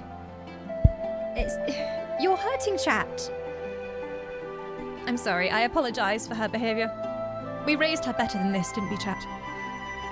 Nay, sweetness. Hello. Yes, Muggle Moo. Yes. Yes. Miss Muggle Muggle Moo. Is your shirt a map of Final Fantasy? Even better, Blade. It's a dress. And, okay, it doesn't have pockets, but it's nearly the coolest dress ever. But yeah, it's a full-length dress. It's like a princess cut dress. It's so beautiful. It's from Black Milk's Final Fantasy collection. I don't know if they do a shirt version. Because, like, if you prefer wearing shirts, I feel like it would make a really cool, like, button-down shirt as well. But as far as I know, they don't. But it's this, like, velvety material, and it's got the whole map on it. Morg. Good girl. Settle. Settle. She says no. No. The theories have reignited her chaos. Would you mind? I wish you could see what I'm seeing right now, because what I'm seeing is nothing, because the entire screen is just covered in void. Thank you. Black Milk mentioned, I'm a guy and I want their Pokemon dresses. Heck yeah. Get all the Pokemon dresses. Do it. Also their Pokemon aprons? Jumpsuits? I don't know what you call them. Dungarees. Their Pokemon dungarees are really good. I've been so tempted to get the Eevee ones for ages now. I might do it next summer. I might do it. Hello. I don't think they have a shirt, but they do have pants that are the map. Yeah, they do. Yeah, like full trousers with the map on. It would be so good as a shirt, though. I could spend far too much money on Black Milk. I really could. It's very dangerous for my bank account going on that website. Very dangerous. Especially when any of their, like, astrology-inspired collections come out with stars and moons. And they have a whole D&D collection. They have a whole Final Fantasy collection. Dangerous. Who knows? They might even do a new range of things for whatever the new expansion ends up being. Who knows? I know there was a live letter today, which I didn't watch because spoilers, but people were saying that there have been some fashion improvements added. That's not spoilers, so that's very exciting. I could see you in the Butterfly Garden Pokemon maxi dress from them. Oh yeah, that one's cool as well. They need even more Final Fantasy merch, though. Hello, everyone. So, I've been told that there's something you possibly want to take me to see that may or may not have relation to the theories that I just spouted. No? Okay. Sadly, no. Okay. Interesting. Okay. So it's not, like, available right now? Not anymore. Okay. We did some research. Okay. Curious. I'm wondering if it's like a little side quest or something, or like just sometimes after you finish the main quest lines, you can go and talk to someone and they have more dialogue to say. So there could be something like that, but I'll never know. I'm not allowed to know. It's spoilers. But I think the consensus is that I should carry on with the patches of the MSQ. Do we have agreement between the Catboy Council and the Lalafell Convocation? Have we reached an accord? Let me know in chat. Otherwise, I will fuck around with fairies, but I'm not gonna lie, I am aflame with Shadowbringers Theories right now, so I could definitely do some more. We are in agreeance. This lone Ellison agrees. Yes, where is the Ellison huddle? Where's the Ellison huddle, please? Where are my Ellisons at? I see far too few Ellisons in-game. Normally it's Catboys and Lalafells. Catboys, Catgirls and Lalafells. Do what you will. I long for more evidence for my theories! And I feel like I might get them in the post-patches. So I feel like we've got to do them. I feel like it must be done. And so it was, Morg. Thank you for settling down in my lap, finally. I appreciate you. I guess I click this. Let's do it then. Let's do it. You won't. Too soft. No balls. Okay, let's start. Are we going to do fashion before the story? I feel like the next fashion that I have to do is probably some Christmas fashion. seeing as Christmas is on the way. Would you consider this the beginning of Endwalker? So this is always the thing. This is technically the foreshadowing to Endwalker, right? The foreshadowing. Or would you say no? As soon as you start this questline, Endwalker has begun. The easiest way to get some evidence is to play Endwalker. Are you telling me they're going to string me along until Dawn Trail and they still wouldn't have revealed anything in Dawn Trail? This is the bridge between Shadowbringers and Endwalker. I shall walk this bridge alongside you. Walking to the end. End of Shadowbringers, beginning of Endwalker. The beginning of the end. Oh, if the first quest of Endwalker is called The Beginning of the End, that would be so melodramatic. That would be so Final Fantasy. That would be so Square Enix. Why, hello there! I'm going to find Alice in here. Oh! It's the Wandering Minstrel! I didn't know he showed up here too. Looking snazzy, as always. Pray, return to the rising stones. Oh, little Graha! Oh, I love him so much. Also, I neglected to mention that in my PowerPoint presentation. Also, one of the shining parts of Shadowbringers was the voice acting for Graha Tia. Like, my god, the performance. /clap/clap. Yes. Oh, I'm so tall. I'm so sorry. This is really patronizing. So yeah, I hope Graha Tia is a massive part of the next expansion, but we shall see. Kryle's eyes light up at the sight of you. Hello, can I squish your little cheeks? Oh, greetings, Astariel. Come to look in on our friends? Rest assured, everyone is quite well. I've been keeping a close eye on them, and is satisfied my I need to find Kryle within me once again. She's just got like a very warm, lovely voice, hasn't she? It's kind of here, isn't it? I can't remember. It's been a while since I've seen her talk in a cutscene. She's just really sweet. I want to give her hugs all the time. Rest assured, everyone is quite well. I've been keeping a close eye on them, and have satisfied myself that they are all in fine health. As a matter of fact, they're just about to convene in Dawn's Respite to discuss how best to use their pent-up energy. Let's join them, shall we? Yeah, the last cutscene we had was everyone grabbing their weapons and being like, yeah, let's go have some fun, we're back in our world. Team, let's go. I'm in pre-Endwalker. Cutscene! Cutscene! Hello. Well, my friends, I'm Adele Nazim. Now that we have all settled back into our bodies, it is time we resumed our duties in earnest. Oh. Let us speak of our plans. Oh, voice acting. Oh, yes, Haipu. Ever since the Emperor's death, it's been one unsettling rumor after another. I've a mind to pay a visit to Garlemald to ascertain the truth of the matter. You know, I think that would be a great place to go for an expansion, for example. I think it'd be really cool to do like space travel. Just saying. I'm not saying that we should go there just because that was my theory, Thancred. I'm just saying that it would be really cool. You know, like space and stuff. I love space. Want to go to space. A prudent endeavor.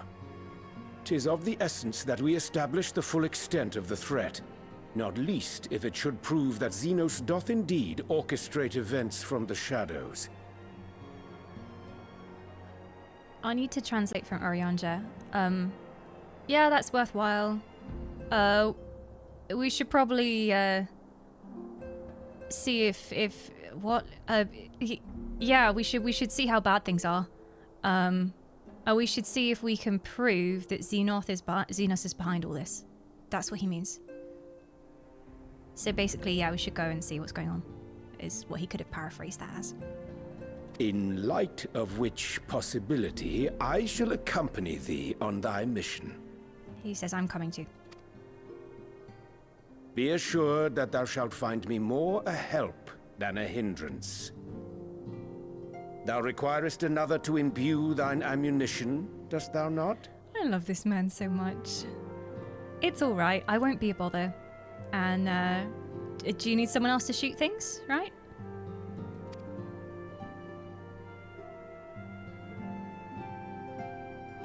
Verily. 'Twould be most prudent indeed. Assuming that's settled, there's something I've been meaning to look into as well. Oh. Who goes there? Welcome back, everyone. Oh, welcome back, Elise. I've missed you so much. How are you? How is everything going? Oh, it's good to hear your voice. Elise! She's so cool. Little Miss Revolutionary over here. You're fine now, right? No more headaches or keeling over? About that. That's right. Oh, her, yeah. We're fighting fit Yeah, and me, raring no. to go. I'm not okay. Look at my crystal, Lise. Tell me what it means.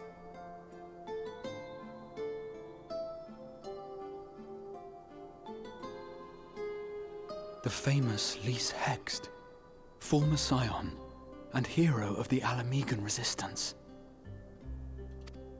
Is he fanboy? Oh, I ship that so hard. Oh, they would be such I a don't cute believe couple. we've met. Oh my god, kiss. Please kiss. Really? It's so easy to assume that all Archons are acquainted. But then I suppose your fields of expertise are rather different. They would be such a cute couple. Grahatir, at your service. I have read much and more about your exploits, Commander. It is a pleasure to finally make your acquaintance. Kiss her hand. Dear little... my lady, you know? Likewise. The others told me all about you. Sorry, I shouldn't be inappropriate. This is a business meeting. She's a serious businesswoman. Do not be so sure. Words scarcely do justice to the vital role he played in our victory in the first. A more dependable comrade one would be hard-pressed to find. Aww, so shy, so shy. Oh, right. I did glance at the report. But I'd be lying if I said I understood half of it. Yeah, just like me with all of Shadowbringers.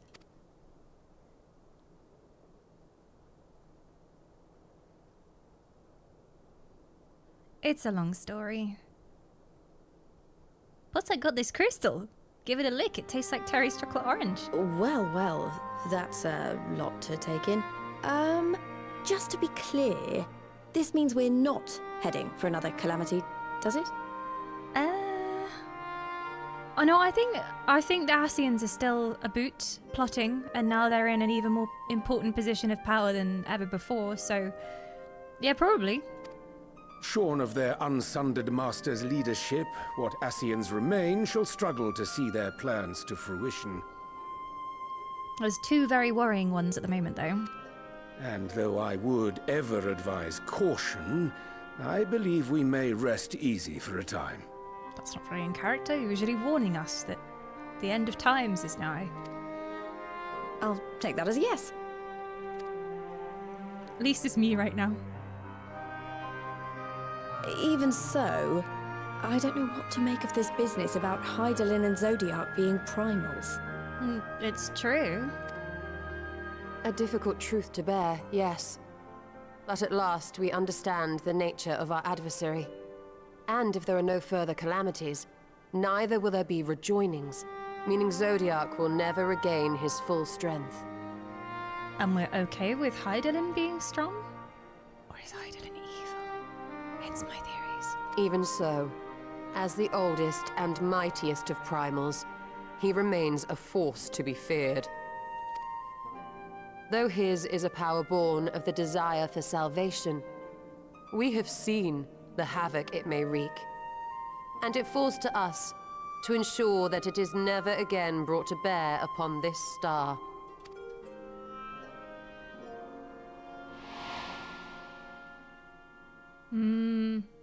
The cave drawing that started it all. I remember seeing that. And But the tell us, cogs Lise, starting to To turn. what do we owe the pleasure of your visit? News from the front? What do you mean? Isn't seeing my long-lost comrades reason enough? Alright, there was one other matter. I have a message from the Alliance, and before you ask, yes, it's about the Empire.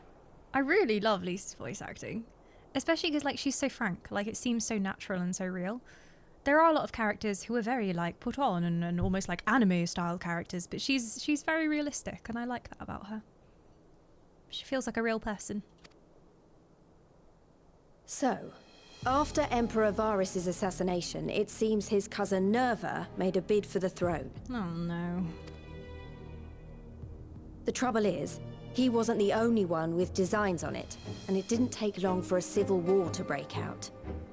And it's not just in the provinces. Early reports say huge swathes of the Imperial capital have been reduced to rubble. The Alliance will soon convene in Alamigo to decide on a course of action, and we were hoping you'd come along. No, I'm busy. I've got all these theories. Well, as it happens, Urianger and I were just this moment planning a little trip to Garlemald. Oh. And we should be grateful for any advice the Alliance can provide on how best to make the most of our visit. Garlemald, eh? That makes sense. If things were to start there. To Alamigo, then. Why don't you go on without me? There's something I need to look into. What are you up to? Ah, forgive me. You were just telling us. What is it, if I may ask? I want to find a way to cure the Tempered. Of course. You think it may be possible to adapt the treatment you used to help those corrupted by the Sin Eaters? It should be, in theory. I'm sorry, a cure for tempering? But that would change everything. Alizé, consider yourself uninvited. Go and find us this cure. I'll do my best. I believe in you. Hey, I can was I come? hoping you might join me. Yeah! Don't worry if not, though. I won't hold it against you if you'd rather attend a stuffy meeting. I always just go for the food. I want to come with you. No one ever listens to what I have to say. I mean, which might have something to do with being a silent protagonist, but still, I find it very offensive, so I'd rather come on a wild jaunt with you, thank you. Ugh, I like stuffy meetings. No, what meeting? Lead on. Girls trip, girls trip. Team Red, let's You'd go. say yes. I'll come too, Oh, if you don't mind. That this is. really is Team Red, because she's got the red hair bow, I got the red jacket, he's got the red shawl. Anyone who isn't wearing red isn't allowed to come. You're not allowed to come. Mind? I'm sure they would be glad of your company. Pray, enjoy your time together with your hero. No. That's not... I mean, I simply thought my knowledge might be of some use. He's so cute.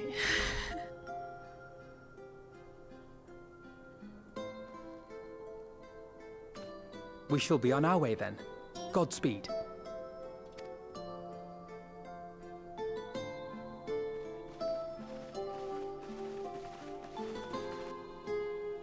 There we are.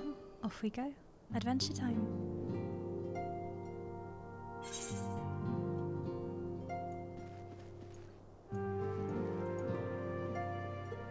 Oh, yeah. So, for anyone who's like, tempered? I was also thinking, wait, let me remember what that is. It's the kind of brainwash people, right? They're all like, oh. And they get the eye glow going on. Those people. It was a little while ago in the story, but Alizé was very invested in it, and that was like her personal mission, that she wanted to help those people. So she's invested. She doesn't want to leave that bit of the story not wrapped up.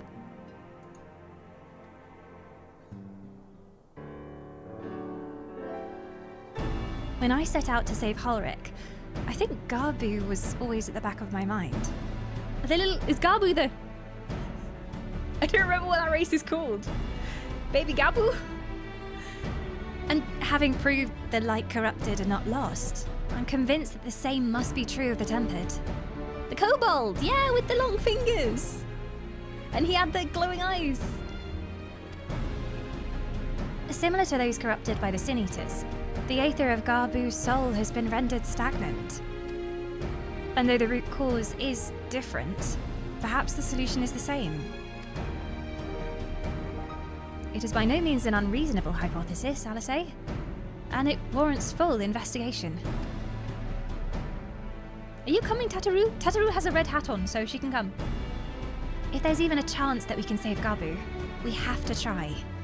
However much I'd like to race over to Limsa and set to work, there's no room for recklessness. Not when a child's life is at stake. As I'm sure Beck Lug would remind us, we still know little and less about the soul. Any number of things could go wrong if we don't I need more coffee. Any number of things could go wrong if we don't exercise caution. And so, before attempting anything, we should learn all we possibly can about tempering. There's just one problem.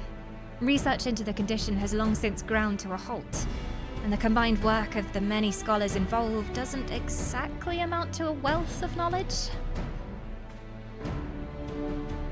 Not of the modern scholars, perhaps, but what of their ancient counterparts? I know the Allegans took more than a passing interest in the subject. And if what we seek is to be found anywhere, it would surely be at the Aetherochemical Research Facility. Where they experimented on primals and their worshippers, yes? Huh, good thinking. I've never actually been there myself, but I did read reports on Azizlar, which means we'll be needing an airship. An airship, you say? I have 20. I'm a multi-millionaire. Sorry, multi-gillionaire. Meet me at the northern bank of Silvertear Lake. I've got a little surprise for you. Oh, and come prepared to travel. She got like a pleasure barge with a casino on and a hot tub.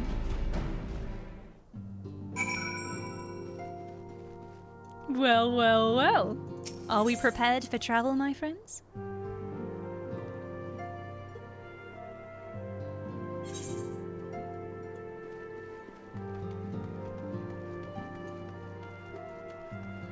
Gal is secretly minted, I swear.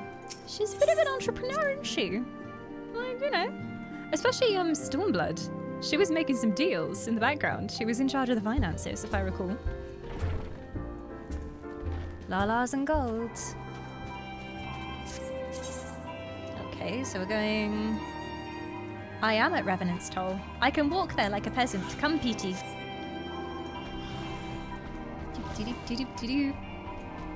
Oh no, PT might be too tall for the gate.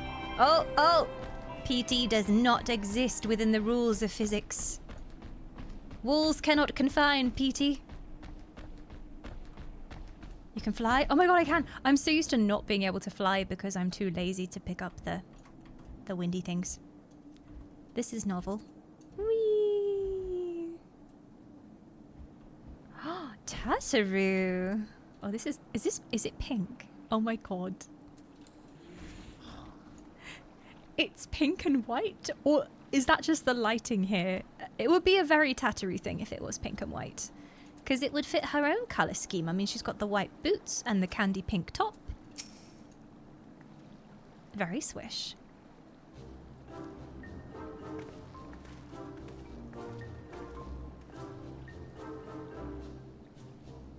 It is pink. Even the floorboards are pink. They're like hot pink.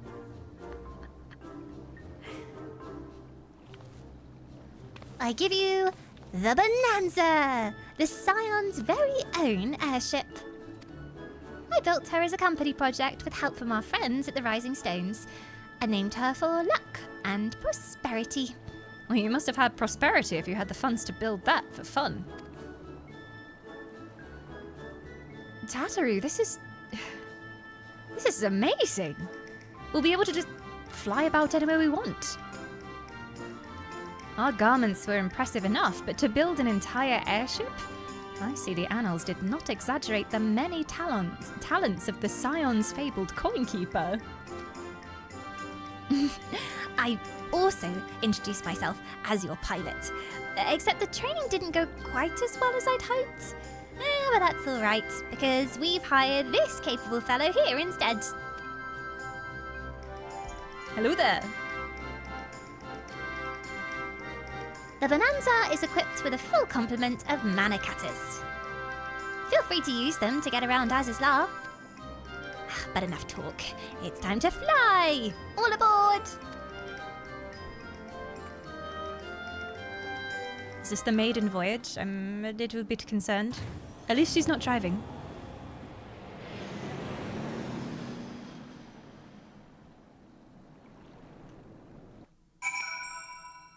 We're going on an adventure.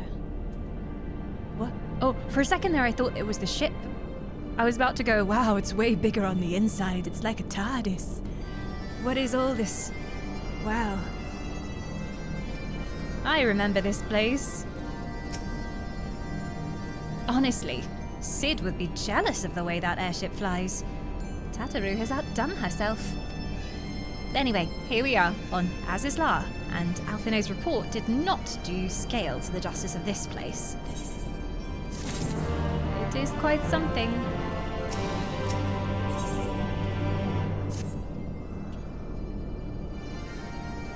This appears to be Helix, which means we stand in the Alpha Quadrant. To the east lies the Beta Quadrant, and...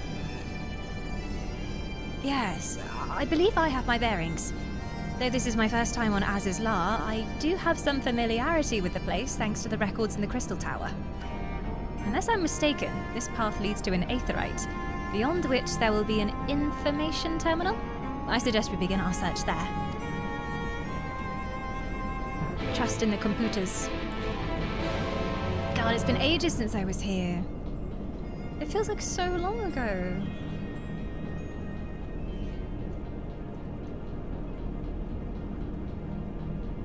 Do they serve tea on this flight? I hope they do. Nice herbal tea.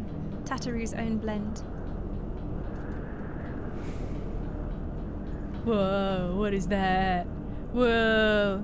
I love the spinny things. I want to jump on them. I mean, it'll probably kill me, but... Oh, they put safety nets up.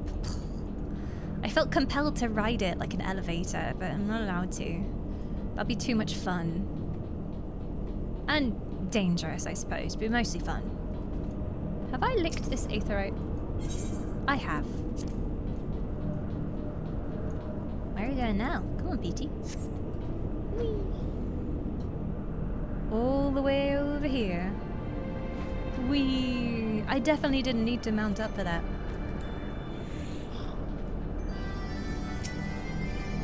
And here's the terminal. A moment while we search the archives for references to tempering.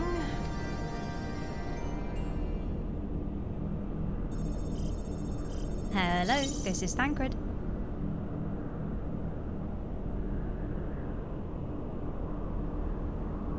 Ah, there we are. Iconic corruption, an overview. Well, that sounds promising.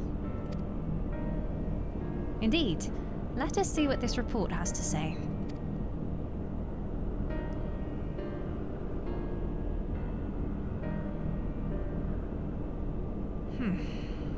Confound it. The contents appear to have been deleted.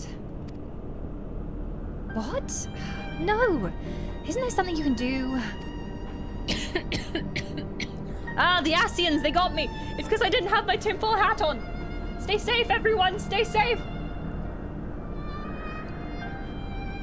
They're attempting to corrupt me from the inside.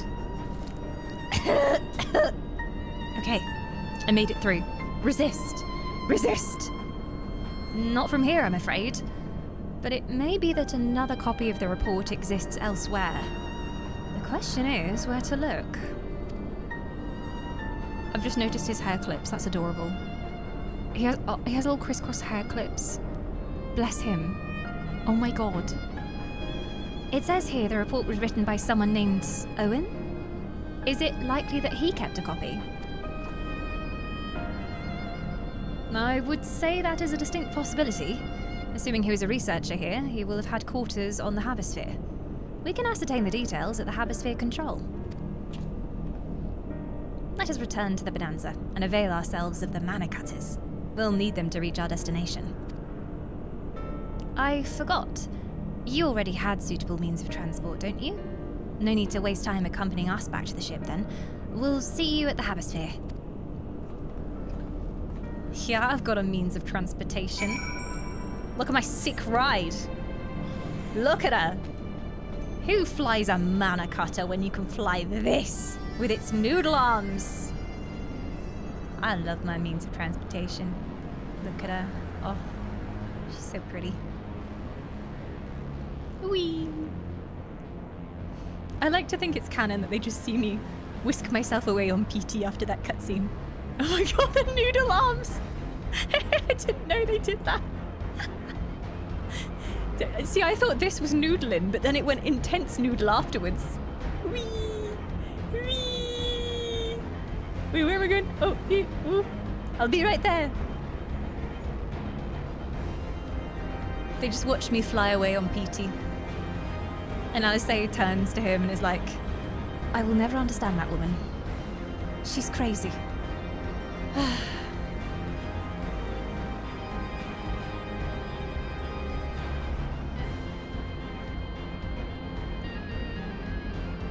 forgot how cool this music was as well. This is a flashback.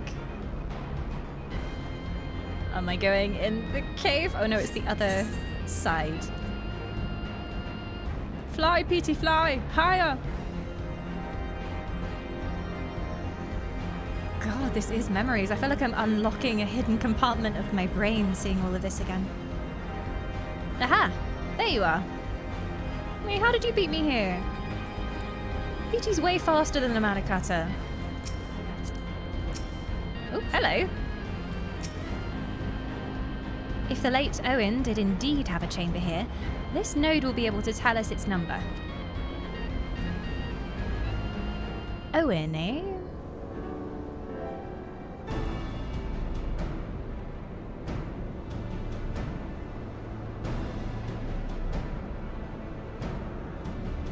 There.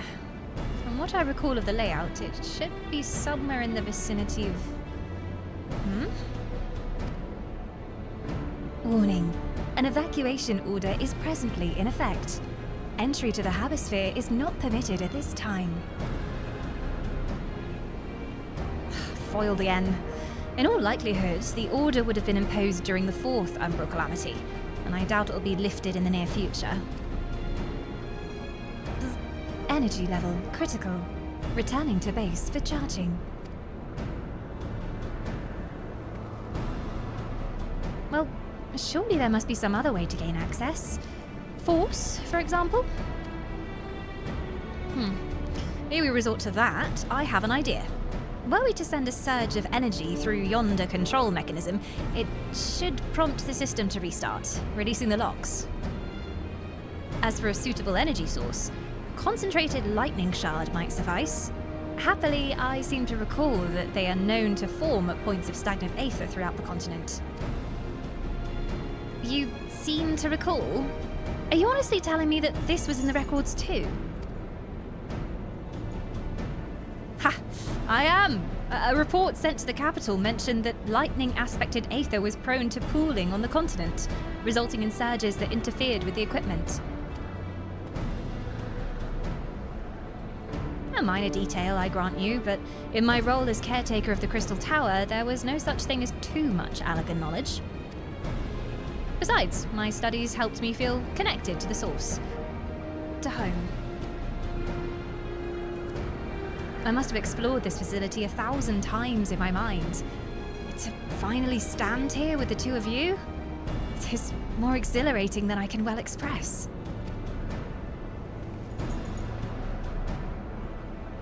Now then, the lightning shard. If I may, I suggest we split up and search the beta quadrant. Oh, but beware of the sprites. They are wont to manifest where the aether's stagnant. Now they're just showing off, which makes me think we should make a contest of this. The first to return here with the shard wins. What do you say?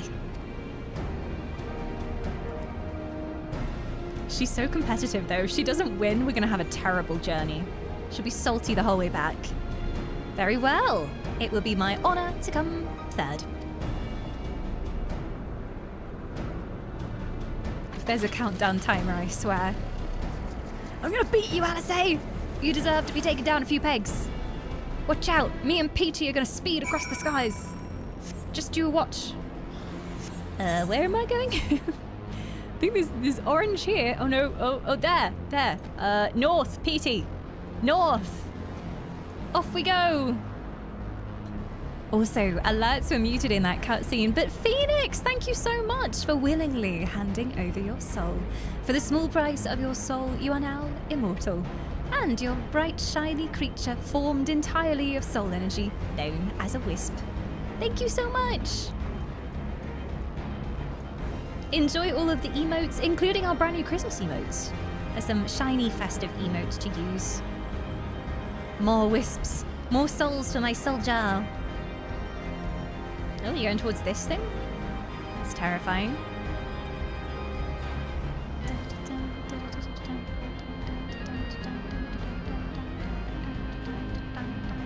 Is it underneath? Oh, maybe I have to go into a cave. Oh, I'm definitely gonna lose to Alice. Back, Peachy Boo. I love that animation so much. Speed, Petey. We don't lose. What is that? Oh, it's a fire sprite. He did warn about the sprites. It all makes sense now.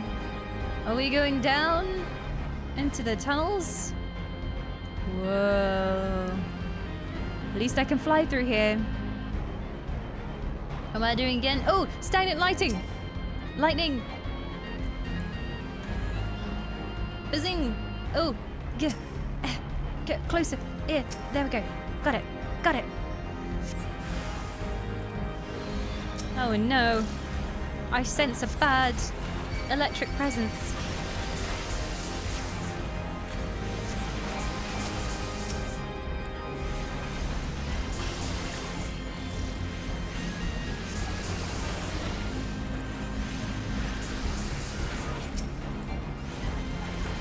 Get him!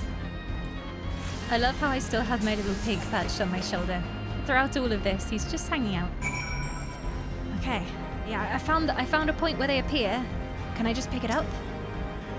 Is this not dangerous?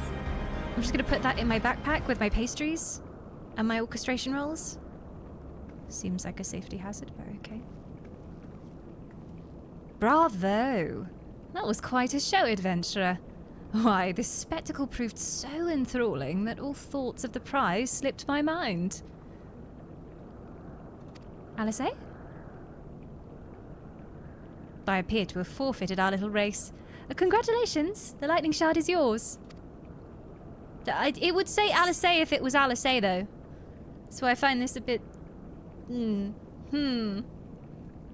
are you? Show yourself at once. What? No dramatic entrance? You've changed. Very funny. Now let's get back to work. I'm not saying it is, but that was dripping with Emmett Selchwelch sarcasm. Not saying it is, but the way it was written sounded a lot like how he spoke. The second option is like, what? No dramatic entrance? And considering how he first appeared to us... Oh my god, please say my theory about Emmett, like, becoming a little conscience voice in our mind is true, because that would be so cool. Yeah, who are you? Yeah, go on. Who are you? Reveal yourself. It's gracias. Hi. So I'm just disappointed, okay? Look, I'm clutching at straws trying to make the comeback of Emmett viable. Oh, forgive me, my friend.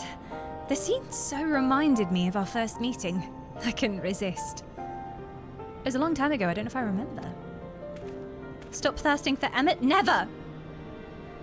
Well, the contest continues, so you better hurry back. Oh, but one last thing.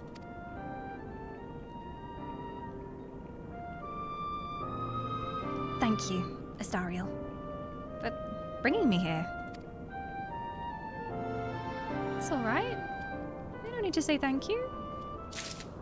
I guess this is his dream. He's surrounded by elegant technology of a complexity he's only ever dreamt of.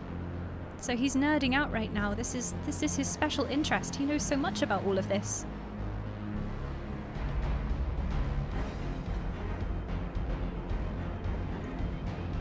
For him, this place is like 100 million Emmet Selks.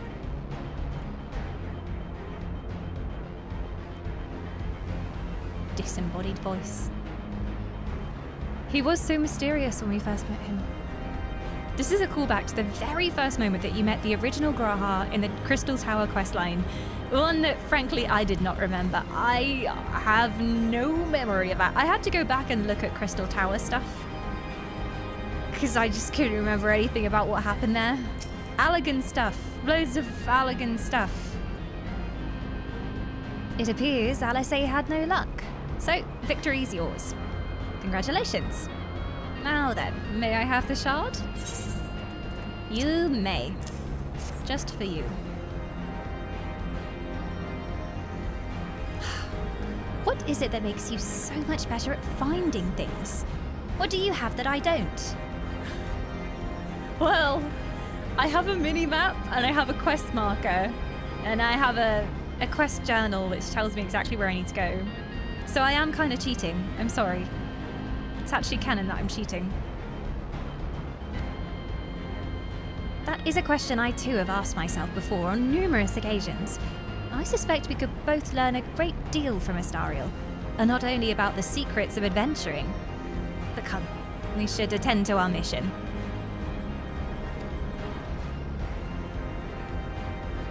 I am literally cheating. This whole time. Beep, boop, beep, boop, beep, boop, beep, boop, beep, boop.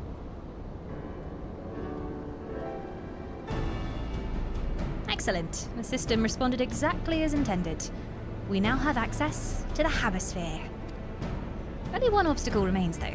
The security systems within. Should they be triggered, they will make life rather difficult for us. In light of which, pray leave the rest to me. If I'm right, my royal blood should allow me to venture in unmolested. I want you getting molested! You're too pure and innocent for that, my dear. Don't you be going and getting molested!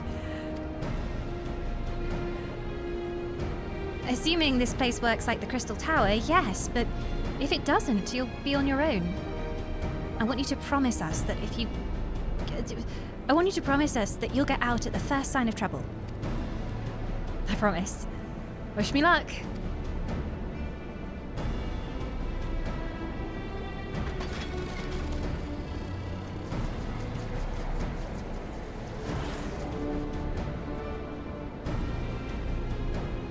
He's gonna try to die again. Again! Another time! In which reality are we talking about here? Well, nothing for it but to sit tight.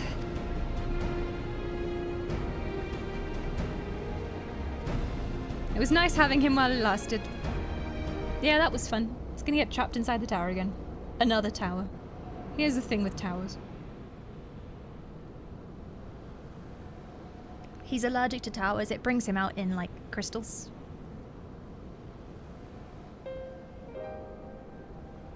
Aww. I'm sure this Owen fellow was very learned. But iconic corruption, an overview. Sounds like a studium thesis. We all had to write one. Lest you wonder, mine was about the combat applications of Aether. I'm nothing if not practical. Oh, hey, there's another thing that I really hope is in Endwalker, or like beyond. Sharlayan stuff, and like Sharlayan lore, because we just know that they came from that place and we don't know much about it. So, I want to go there. I want to see the academy where they grew up. And everything about where they come from. That would be really cool. Because I know they left. Because I read the short story that's on the website about watching the ships leave. So, yeah.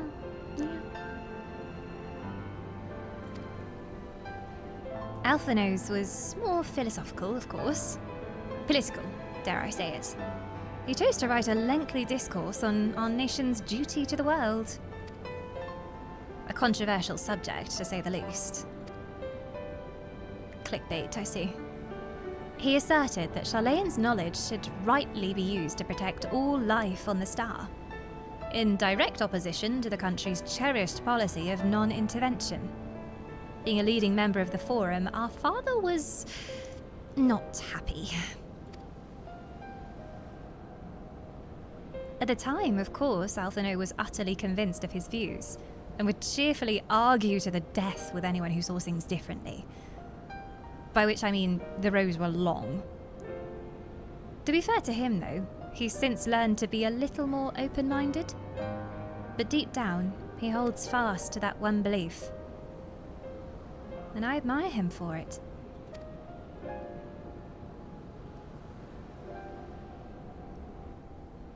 I should have liked to meet the young Alphino. For what it's worth, my thesis concerned the Allegan civilization as depicted in folklore. Oh, you're back. I didn't know you attended the studium. I didn't. A thesis was required to earn my Archon's mark. My peers at the Students of Baldessian convinced me to write one with the promise of unfettered access to forbidden tomes. Though I considered it no more than a means to an end at a time, I will admit it was gratifying to have my efforts acknowledged. Good gods, an Archon's thesis. I shudder to imagine the work involved. But enough about that. Is this the fruit of your foray? Yes, Owen's archive node. It was waiting for me in the chamber. If a copy of his report still survives, it would be stored in this device. Shall we find out? Beep boop, beep boop. I'm sorry, I don't understand. Beep. Initializing. Scanning for registered user. User not found. Computer says no. To proceed as a guest, please complete biometric authentication. Royal blood? Stick a finger in there. It'll be fine. Just chops off his finger. Beep. Beep. Verifying. Authentication complete. Guest identified as member of royal family. I am at your most humble service, Your Highness. It never ceases to amuse me. 'Tis but a pity the effect will not last forever. Doga and Yunai said as much when they granted me this gift. But until such a time as it fades, I shall use it gratefully. God, that was a long time ago. I barely remember those names. Search archive for iconic corruption. Searching. Searching. One item found. Iconic corruption. An overview. The report is logged by the author. Please state password. Did you know the author, or...? Well, go on then, Your Highness. Tell the nice node the password. Try 8008. Or like 80085. Or like password. The, right. Let's see.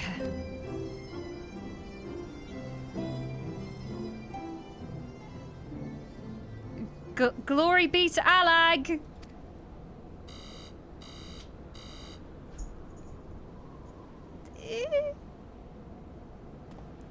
Long live Emperor Zandi!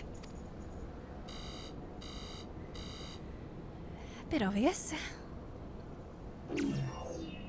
Password incorrect. Please try again. Oh my god, this was me earlier. This is a direct echo of me earlier. I tried to log into my Final Fantasy account to get my friend reward code, and I kept getting the password wrong over and over. And then I found out I had like 5 different passwords for Final Fantasy in my password manager. And then it said, you've been timed out. You'll be timed out for a period. It doesn't tell you how long the period is. You don't know whether it's going to be a minute or 5 minutes. Turns out it's 15 minutes, and then if you get it wrong after 15 minutes again, it becomes 30 minutes, and then it becomes an hour, and then it just keeps getting longer and longer. The worst. Is this why you were late? Actually, no. Actually, no. I was trying to get my code for Obi, like, way earlier. I was late because, look, I spent a bit too long in the bakery section of my local human supermarket, okay? Look, say what you like about humans, but they know how to make pastries, okay? And I'm like, oh, I just need to get milk and coffee. Those are the only two things I need. And then I smelt the bakery section, and I was like, oh, but would it be so wrong if I got a succulent baguette? And, ooh, those shortbread biscuits do look very good. So I became slightly distracted, and I may have missed my bus. It never happened. Bakery sections are not my one weakness. Tell no one.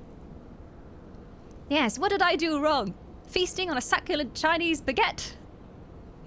A crispy baguette is my weakness, it's true. Password incorrect. Please try again. Please check your email for an authentication code. Confound it.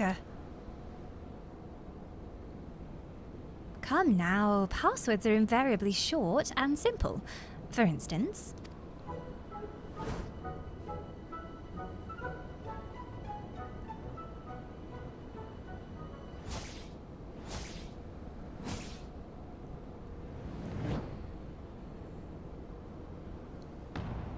Password.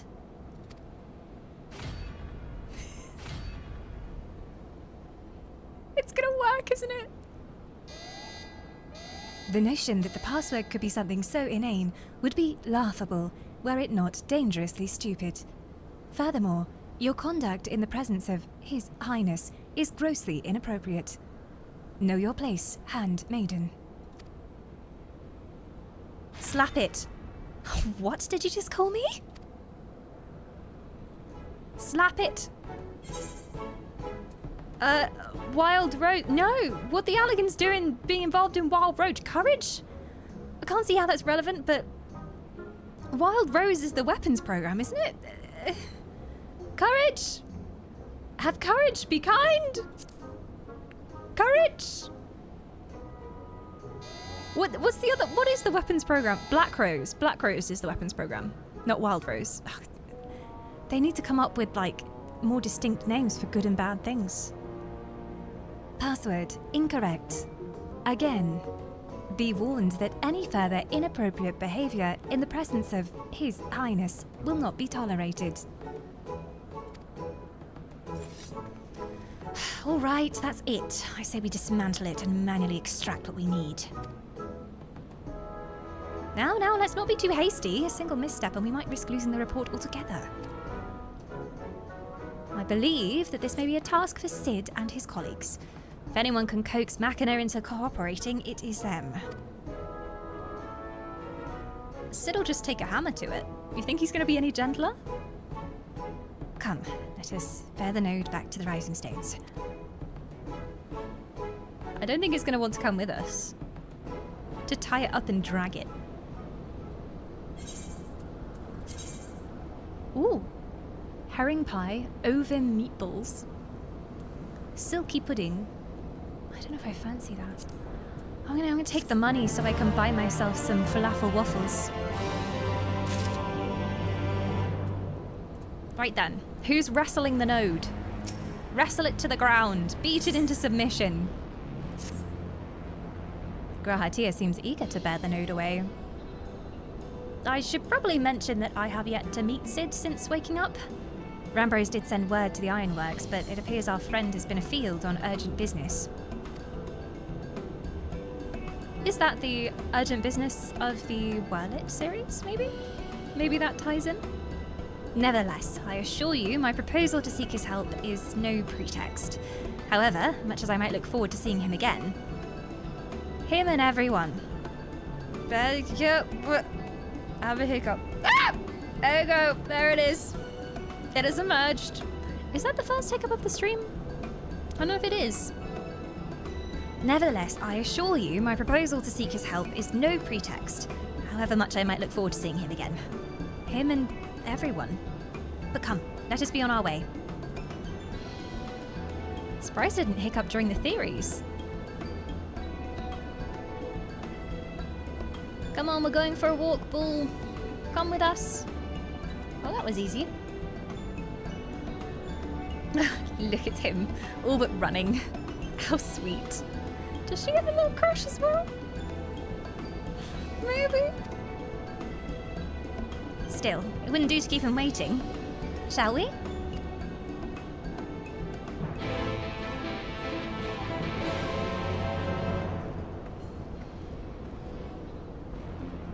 I know I was shipping Graha and Lys, but I would just as well ship Alice and Graha.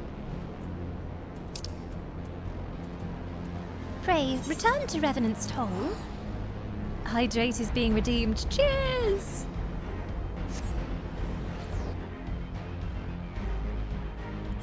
I do have my cute little Uwu cat mug.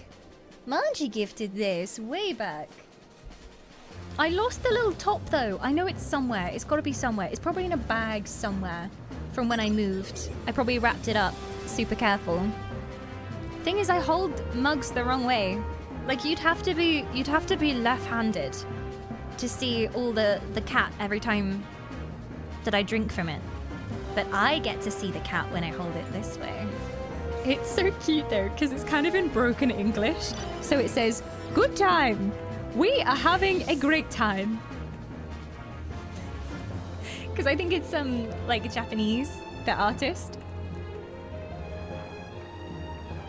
It sort of reminds me of the translations from Love and Deep Space. Like sometimes you'll be playing the story and there's a really weird translation for something and you're like, that's kind of cute. That's kind of cute, but that makes no sense.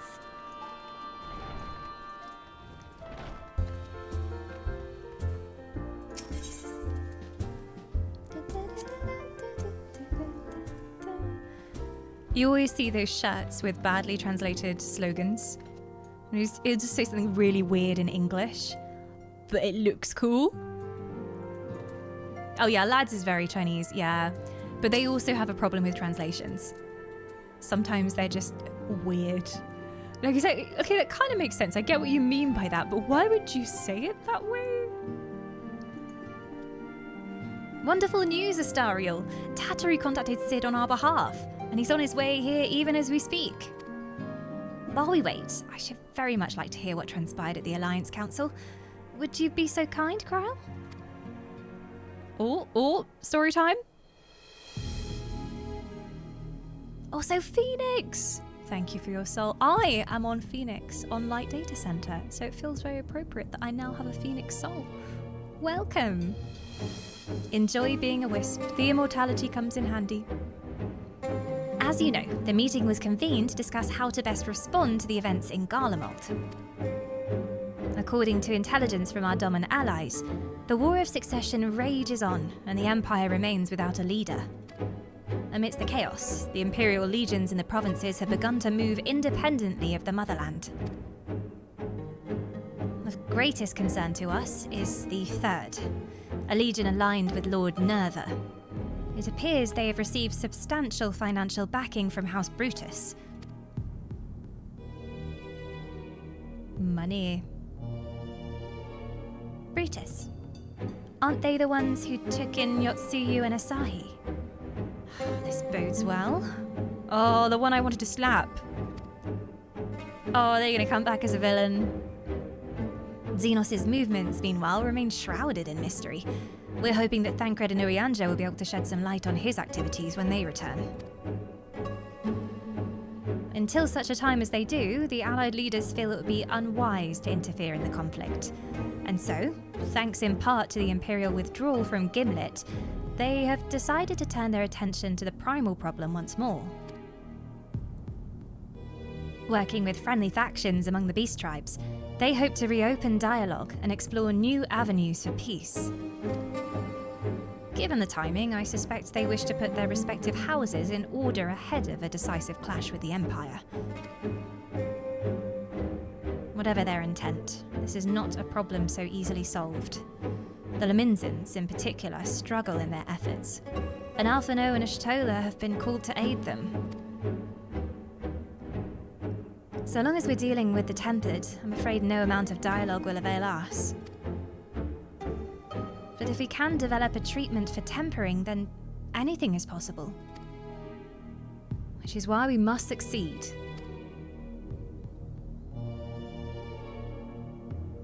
And on that cheery note, why not make yourselves comfortable in Dawn's respite? You're not coming in my respite. It's a private place. I'll show Sid in as soon as he arrives.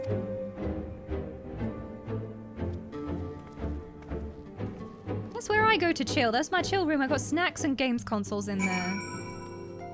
You can't come in. God damn it. Nothing is safe. Nothing is sacred with these people.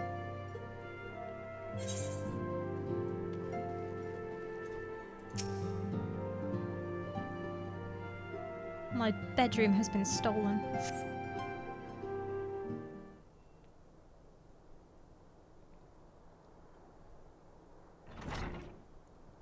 Ooh.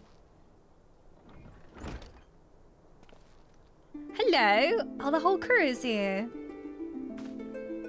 I did think we were getting lots of Sid, potentially an Endwalker, because, I mean, Sid, machines, space travel if we're building a frickin' spaceship, airship. Sid! Oh, please hug.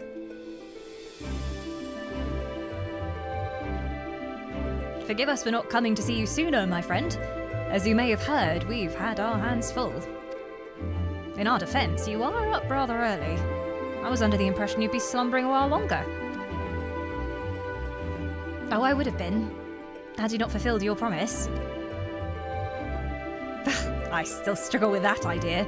From where I stand, the secrets of traversing time and space seem exactly as unfathomable as they ever did. Time and space, eh? I feel like Endwalker's gonna be about those two things, time and space. But if an alternative version of myself has already laid them bare, I dare say that frees me up to concentrate on other endeavours. Speaking of which, you wanted my help with something? What was it?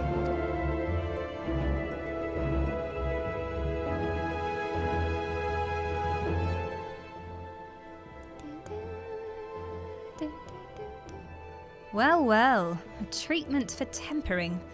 And for the next step, you need to find the password to this Allegan report. Space, space, space! Wanna go to space, space, space? I can only think of that every time I see the word space. Just so, with nary a clue to guide us, we could be here forever and still not guess correctly. And thus we turn to you.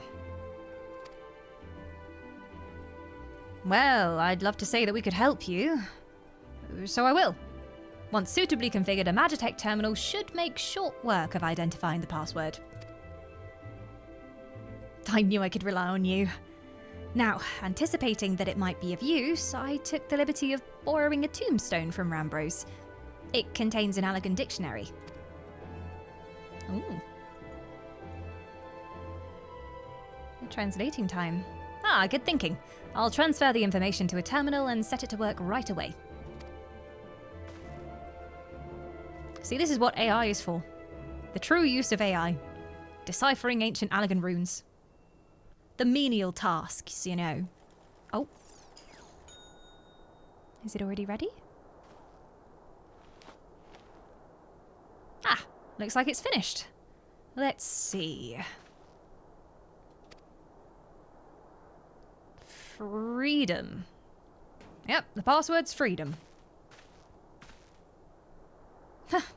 Short and simple, just as I said. Would you care to do the honours, Your Highness? I would, my lady.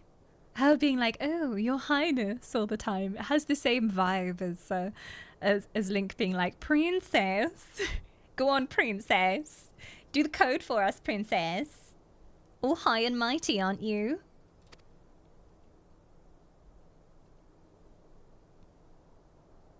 Speak the special words, Princess. Well, excuse me, Princess.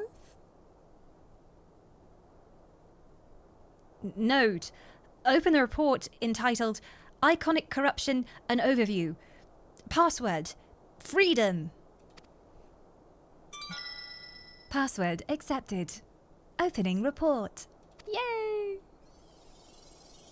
Oh. Oh. Hello, Owen. I like your hair. And your single earring.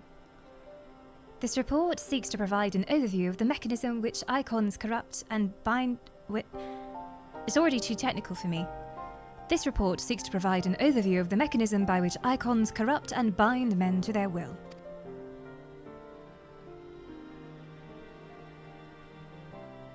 The phenomenon we call corruption refers to the alteration of the aether of the soul.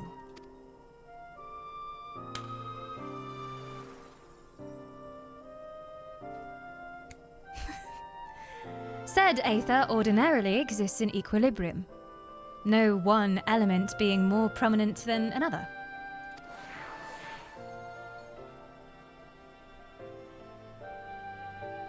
When a subject is exposed to the aether of an icon, this changes, their soul taking on the properties of the entity in question. Okay, so becoming like completely oversaturated with darkness or light or whatever their main area is. By way of example, exposure to the aether of the fiend Sephiroth would cause the subject's aether to become aligned with the element of the earth.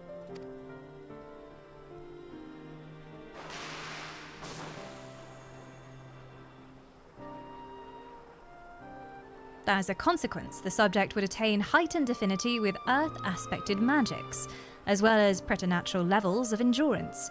Repeated exposure would further enhance these traits, ultimately altering the subject's very flesh. Okay, so it would make them harder as well. If the earth. And into that, I suppose. The changes undergone by the subject are not solely attributable to the elemental alignment, however. Further testing has determined that the subject's soul becomes umbrally charged or stagnant in the process. This stagnation of the soul has the effect of diluting the sense of self, rendering the subject vulnerable to the will of the icon, the thoughts of whom come to consume their entire existence. In this manner, do the corrupted become worshippers of the icon, their prayers serving to further empower the entity. He's so scary. Having discerned the mechanism of iconic corruption, my colleagues and I set out to develop a material capable of shielding one from its effects, an endeavour in which we were successful, albeit at a great cost.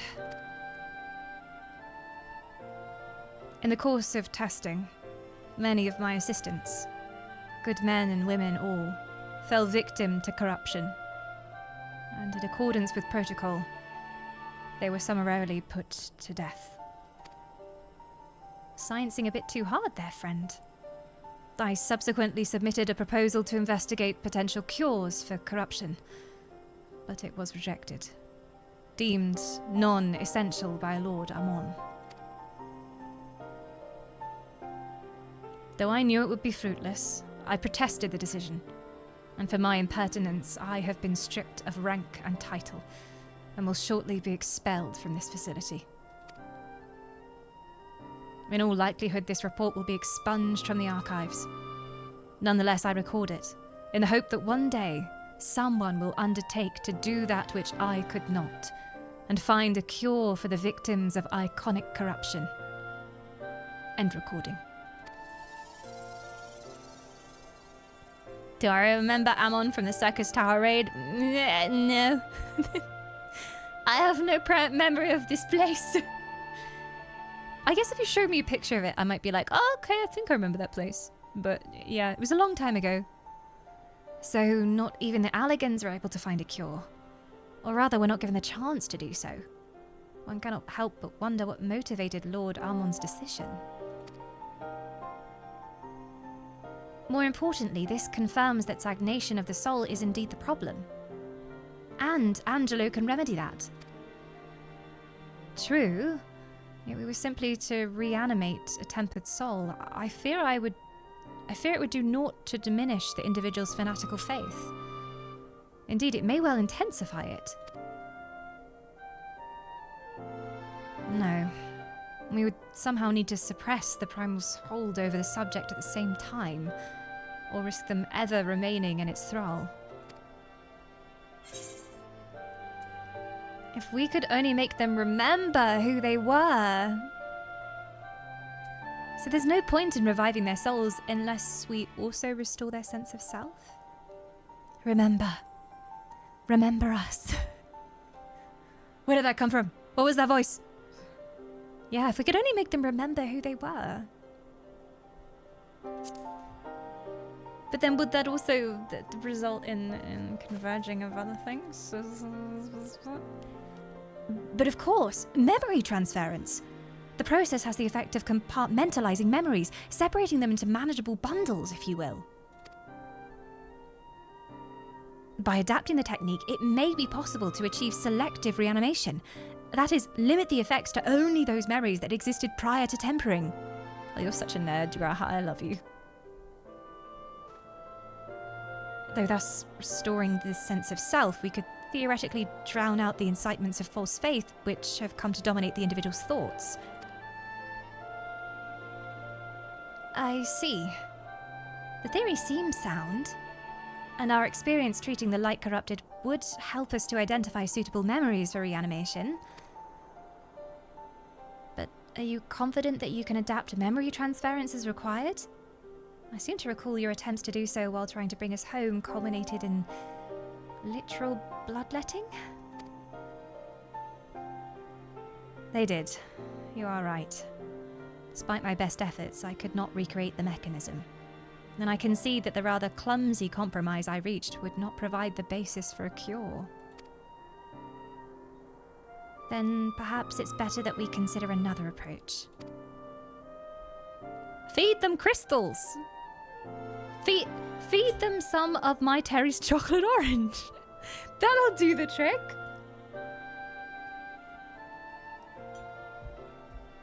Your doubts are understandable, but this time I believe we have a reason to be confident. You see, nodes such as this were built with the ability to simulate magics.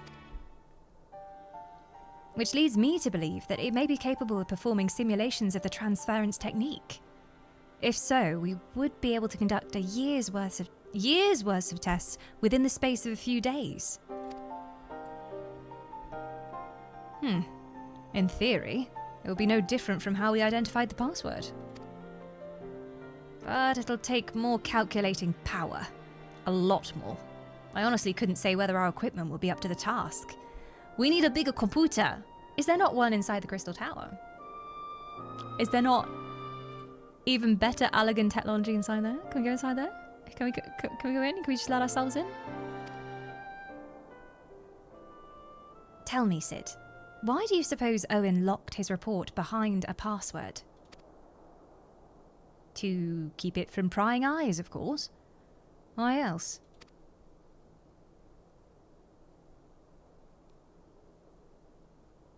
Wait. A password that could be guessed by anyone with leisure and a dictionary wouldn't keep it from a person minded to look. No, he wanted his report to be seen. By those who strive for freedom. Not unlike the members of a certain distinguished engineering collective. I believe their motto was freedom through technology, or some such.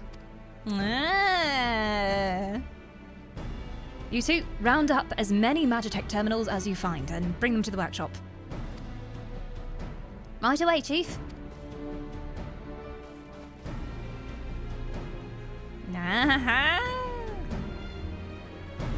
Things are about to get very busy. Lucky we have you to help, eh?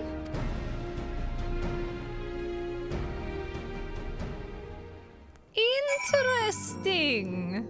It's like they knew that someone would want to know all of this in the future. It is only slightly better than having a password that is password. It was quite an obvious password in the end. Single word, no letters, numbers, or symbols. Not even an exclamation mark in there, not an @ symbol. So they wanted us to find it. Curious. I'm just telling Elfbot to stop going on about Halloween alerts. There we go. Thank you, Elfbot. Thank you for your contribution. Right. While Grahatir and I configure the terminals, I want the rest of you to procure supplies. namely cerulean to fuel the terminals and ice shards to keep them cool. The more we have of both, the better. Leave the ice shards to me. I'll round up some adventurers and go on a gathering spree. Oh, thank you. I was about to say, like, I think I'm slightly above collecting 20 ice shards. Like, that seems like grunt level work. That seems like a Realm Reborn kind of work.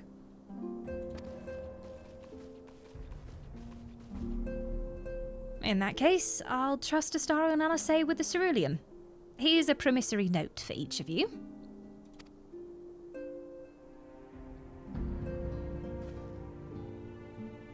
Thank you. Take them to the Sky Still manufactory in Ishgard, and the cerulean processing plant in Thanalan. The people there will give you what you need.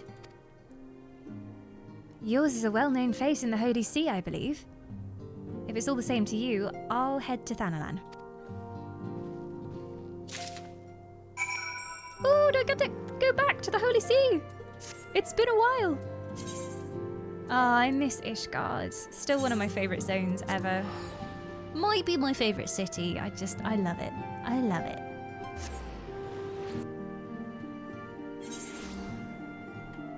It's okay, Lord Hottifart is going to be the main character of Endwalker, because we're going to travel back in time and we're going to save him, and then he's going to come on our space adventure with us.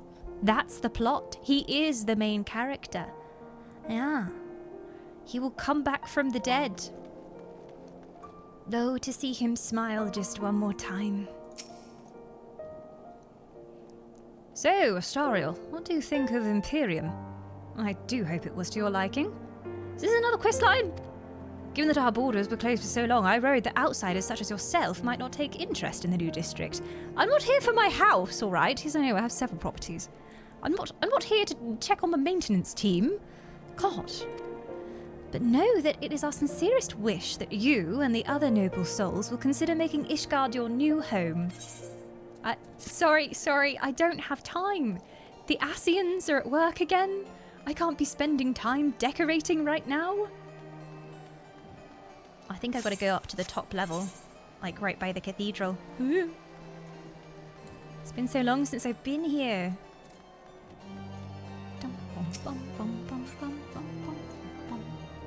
Definitely not cranking the music right now. It's so good though.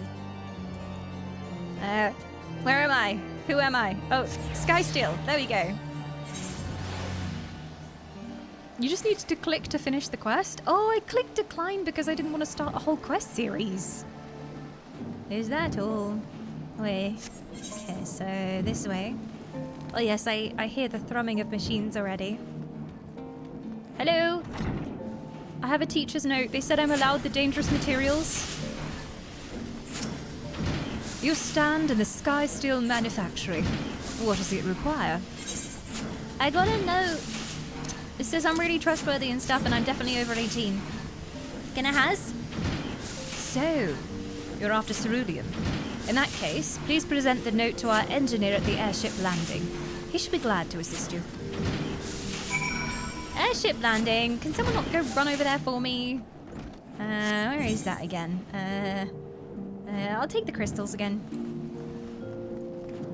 Teach me to be a machinist. Exactly, I want to be an engineer like you said. Teach me the ways of the mysterious machines. I know nothing of them. Oh, this takes me back. Hello, that's the housing quest again. I'm not talking to you. I'm not doing it. You can't make me. Oh God, where am I going? The pillars? And then here? Airship landing. Yes. Oh, jeez. There we go. I'll go here. He's just really desperate to make me do his housing quest. That big tick is just there. I can't resist it. You want me to finish the quest? You want me to? I can if you want me to. Cerulean? Yeah, you've come to the right man. Fair warning though, the price has just shot up on account of the uncertainty with the Empire. So I hope you've got coin. I'm so rich. There you go. Also, I'm friends with Sid. Well now, a promissory note from the Ironworks. Don't see many of these. Not that it's a problem, it's as good as gold to me. Oh, cutscene.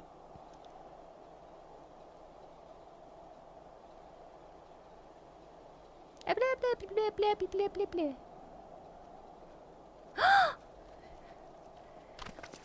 Oh, Henrik, hi. Sorry, I didn't expect to see you here. I'm sorry I went on about and felt so much that you're my true After love. the disappointment of not seeing you in Al Amigo, what good fortune to chance upon you here of all places. Hey, oh, do you wanna come on an expansion with us? To be honest, I completely forgot you exist, but yes, I would love to have you on our spaceship. Can you come with us? We never had our date. As you may have heard, We'll have a date on the moon. The Allied nations are We'll have a making a picnic on renewed the moon. effort to address the primal problem. And got interrupted. To that end, have I invited the chieftain of the Vanu to Ishgard, that we might together plot a course. Oh, the Vanu. Oh, I remember that whole stealth section. Oh god. Flashbacks.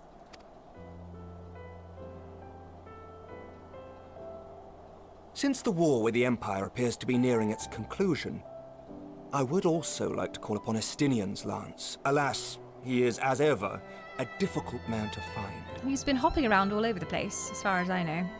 Emmerich or Emmett? Don't do this to me. Emmerich is the husband. Emmett is the sexy side piece. I don't think Emmett is husband material anyway, so, sexy side piece for him. I am informed he recently paid a visit to the Rising Stones. Should he happen to do so again, be sure to pass on my regards, won't you? We did see him, actually. It wasn't that long ago. But tell me, what business brings you to our fair city this day? Oh, the usual bullshit, saving the world, etc., etc. Same old, same old. A cure for tempering. You never cease to amaze me. Until now, our only hope has been prevention, our every failure irrevocable.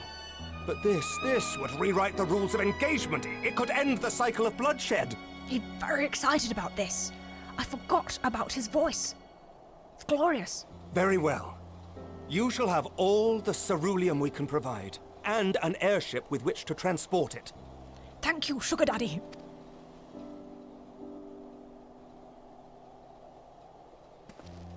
Only the best for me. In this matter, you may count on Ishgard's full support. If Mr. Vanu could just leave now, we need a private moment. He's not taking the hint. Even she got the hint, come on. Fine. Yeah, please go. It's getting awkward.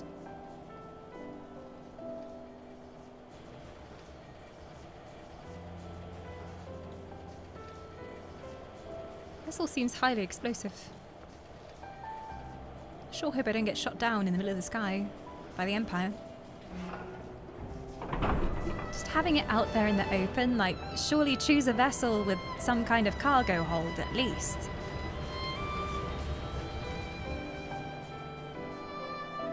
I'm sure it's pretty safe. Okay, well if you say so, health and safety experts in chat.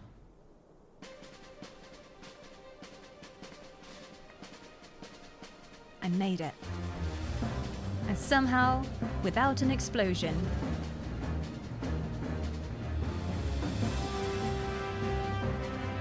Looking good, everyone.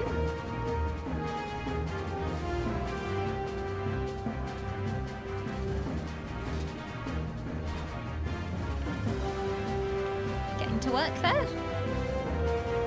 Aw, the team is back together again. Warms my icy heart.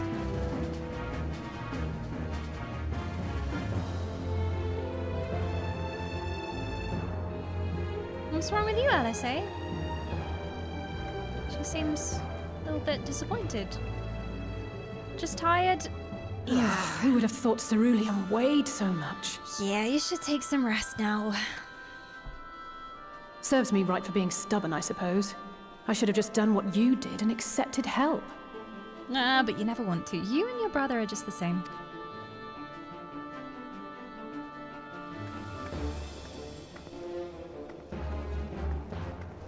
Good work, you two. This is all we asked for and more. Quite a lot more now that I look at it. Is Sid's voice different? Just me?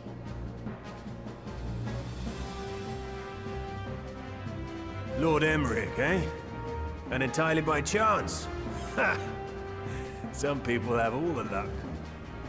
What the hell? He's common now. What happened? I like it. It fits an engineer, doesn't it? But I always thought Sid was quite well spoken. It was always somewhere here, you know. He was always quite posh, actually. He's one of the lads now. He spent some time down in the mines. I mean, it fits.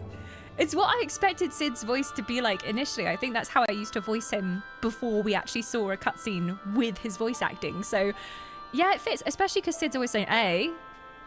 And the old voice was like, A. Still the same VA. I think they just changed the style. Really? Holy heck. Well, props to them, because, like, I straight up thought it was a different person. Because it changed so much. I guess, like, everything that we've seen, it's been a long time, and they've progressed as like an actor as well over that time, and maybe thought, oh yeah, let's just bring in some different influences for Sid, and it works. I like it. I'm just getting used to it because he was so posh before. We have also succeeded in configuring the terminals, thanks in no small part to our able assistant. Tataru? Oh no, who's this?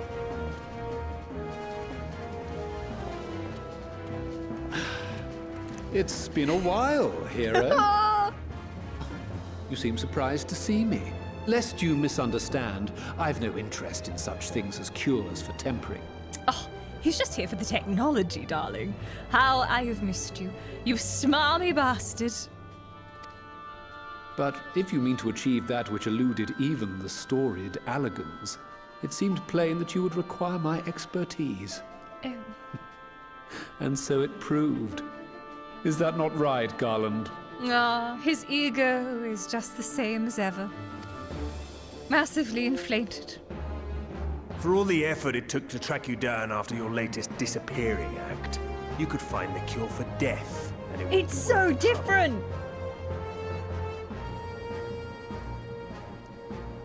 Oh, people are telling me facts in chat. Many players noticed a significant voice change from Heavensward onwards, attributing it to Gwilym Lee's performance or recording from home during the pandemic. Maybe he was doing all this before, but the mic just didn't pick it up. I don't know. Heavensward onwards, though. Like, I swear he wasn't talking like this in Heavensward.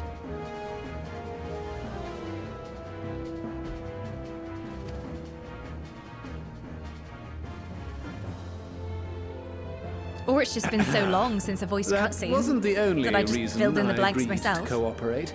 I'm reliably informed that Garland and I are destined to unravel the secrets of travel not only across dimensions, but through time. The last time I heard him talk in a cutscene probably was Heavensward, right? Maybe there was a short cutscene somewhere in Shadowbringers, but I don't remember his voice being like that. Sid and Nero, rivals and lovers. I ship it. We love an enemies to lovers. My favourite trope. Doubtless the lion's share of the credit lies with me. 9 parts to Garland's 1. And this research will be a stepping stone to that illustrious achievement. I think you just forgot what Sid sounded like. Maybe. It's just been so long. And we're not often graced with a voiced cutscene, so there you go. Very well then. I'll do 1/10 of the work. Just the part that's beyond you. Whatever you say, Garland. Oh my god, just kiss already. By the way, the healing applications of crystal foci proved very useful in getting us to where we are now. I must remember to thank Mikoto. I've got to copy his voice for when I get a cutscene. Got to remember what it's like now. It's much easier, actually, because there's lots of people that talk in a posh way in the Scions, so having him there, that'll be better. There's a bit of contrast going on now, seeing as I had him as posh, generic man before. Hey, Makoto, but Mikoto, not Makoto.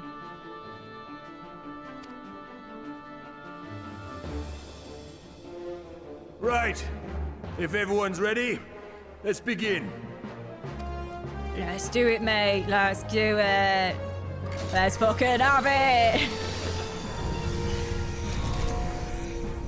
Oi, oi. Get them systems online. Fire her up, laddie. All appears to be in order. Now, we just have to wait for it to find us our magic. Why not take this opportunity to put your feet up? This may take a while. Yeah, leave the systems running. I don't like to think of the energy bill at the moment. It's okay. Tataru's covering it.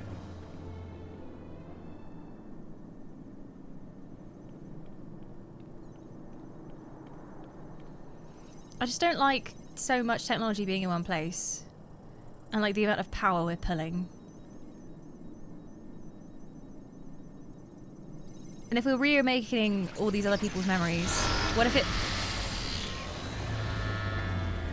reawakens something else that we don't want? Chief! She won't last much longer! Oh no, Rich! We'll have to shut it down. Wait! We're close! So very close! No, we're not blowing this entire place sky high. Oh. We can rebuild it, make it better, stronger. Well, this is going swimmingly. Enjoying yourself there, Nero? Please, a moment longer. I beg you. There! I just see fire. Where? Did it work? No. Sorry.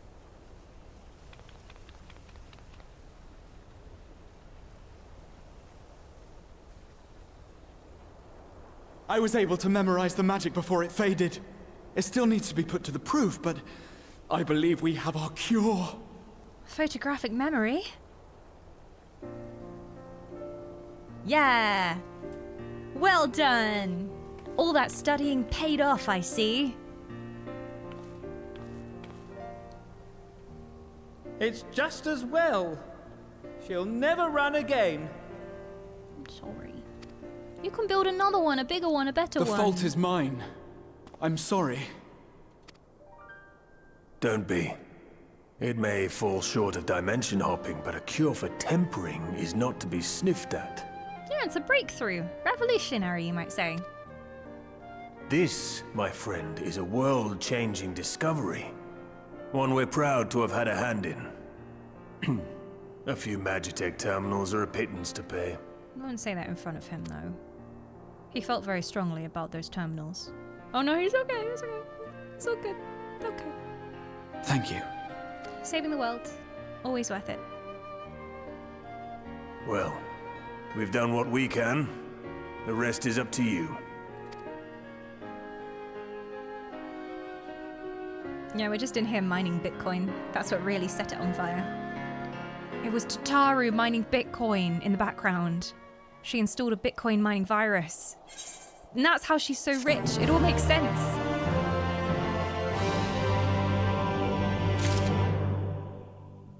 I see through your lies, Tataru. Yeah, Tataru NFTs. At long last, we have our cure. In theory, at any rate. We cannot be certain until such a time as we put it to the proof. But I am quietly confident. Well, if we're to test it on someone, then I suggest Garbu. His symptoms are relatively mild. But what if we kill Garbu? By mistake? As long as you exercise due caution. Yes, I will be the Orianger of this situation. Due caution. Please. Yes, as long as we exercise due caution, it will be fine. Without further ado then, let's make for Limsa. We've kept Garbu waiting long enough. It's so cute how excited they're getting about all of this. Both of them together. Let's go, free Gabu! Free Gabu from curse! Gabu deserve freedom. Gabu deserve everything. Oh, Gabu. My lips are so dry. Like goblin lips. Like Gabu lips. Bubblegum? What's this? 100 gil in giveaways and contests, 8 DJ lineup, gamba, bar, photography, dances, glam contest. Open now. Whoa. Well, the lights of the big city never fail to amaze me. Gamba? What is gamba? Gambling? Is that what gamba is? I didn't know gamba took place outside of the gold saucer. I thought that's where all the gamba was. Now watch me get lost in Limsa, as usual. Gamba, gamba, gamba. Gamba, gamba, gamba. Am I going this way? I think I am going this way. Gamba is very not legal in the game. So this is a private gambling ring. Run by cat boys. Okay. Very strange. What would they even have to gamba on? Are they fist fighting down there in the bowels of Limsa? Are they forcing chocobos to fight each other in an illegal cockpit fighting ring? I'm surprised there isn't other things being said in Limsa on a Friday night. I have heard the legend of certain clubs.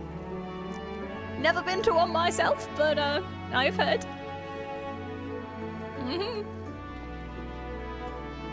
Who is this? We've got a Belmar coming back for 42 months of glorious immortality. Welcome back. Good to have your soul. I hope it won't be fractured into 14 pieces and spread out across the many realms. Don't worry, it never will. Not under my watchful gaze.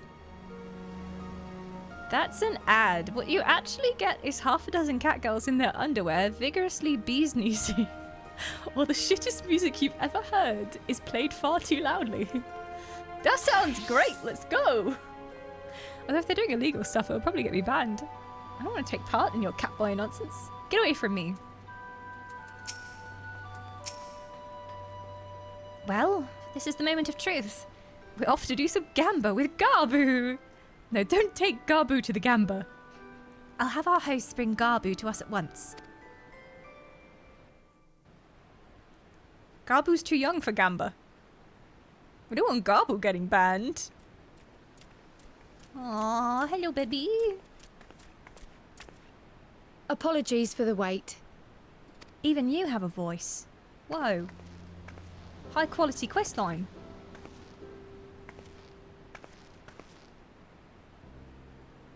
Garbu, have you been good?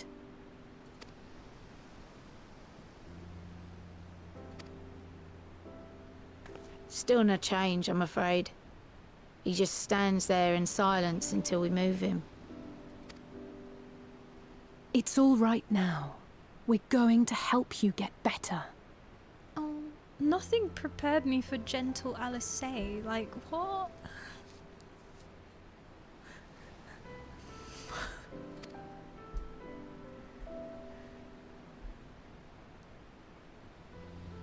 Graha was also not prepared for gentle Alice. Fancy meeting you here. What you doing? Loitering? Why you at the gamba? I bet he was. Alphino Yushtola! I thought you were attending to primal matters. We were, and came here for a meeting on the subject. Certain pirate factions did not deign to attend, however, and it was cancelled. Oh no. We had resigned ourselves to having wasted a journey when we chanced to espy you. Always a pleasure when I chance to espy you, my dear. Could it be that there has been progress with the treatment? I think so. Long story, though. We nearly blew stuff up. So, yeah. Using Magitech terminals to formulate the solution. I would never have contemplated such an approach. She's a genius. That sister of yours? So this new magic, adapted from memory transference, would be used to purge the subject of their fanatical faith, while Angelo would be responsible for reanimating the ether of their soul. It could work, eh? In theory. I really don't think we should be testing it on Garbu, though, of all people. Hey, Alina, welcome on in! And hi, Excalibur! Doth my sprout raider pick up on a signal? Ah, verily so, here lies a sprout. A sprout of many years, though, who hath been slowly playing through the story every Friday. But yeah, just finished main Shadowbringers story and we're doing the post-patches. I had some theories. We did tinfoil hat theories earlier on. Actually, that would be the Waking Sands. That's the capital of ERPG. Really? Really? Ah, oh, that's why she was telling us to always return to the Waking Sands, to always come to the Waking Sands. Ah, I see. It makes sense now. All the pieces are coming together. Yet I wonder at the practicalities. If one were to reanimate the soul first, it would only serve to exacerbate the tempering. Conversely, a stagnant soul would not respond to the effects of the magic. Wait, so... Yeah, so it could remain unawakened, even if complete. Would both need to be performed simultaneously? Ah, nothing escapes Master Matoya's inquiring eye.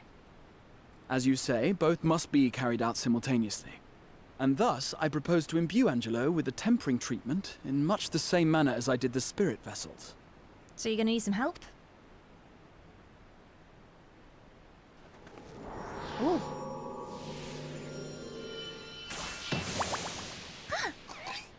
Hello. By There's our doing help. so, we also spare Graha the trouble of casting spell after spell. It's really rather efficient. If it works, it works. Be that as it may, certain difficulties are unavoidable. The imbuing process will still require no small amount of ether. Please don't say we have to sacrifice him. We're not killing the piggy. It's not happening. And, as I can no longer draw upon the Crystal Tower's stores of energy, I will be compelled to rely on those of others. Oh, I've got heaps of ether. Have mine. Well, I, for one, would be glad to assist. I have, like, too much. As would I. Since the resumption of our duties, it has been naught but stuffy meetings, and I have ample ether to spare. Excellent. With your permission, then, let us begin. I hope this just goes perfectly.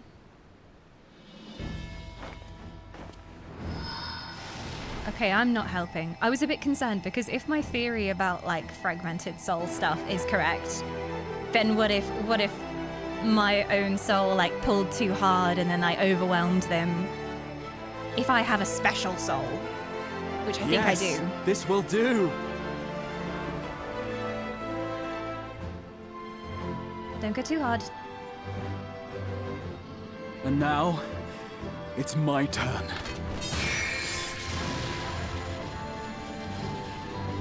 That poor pig. You can hold it. You're powerful. I believe.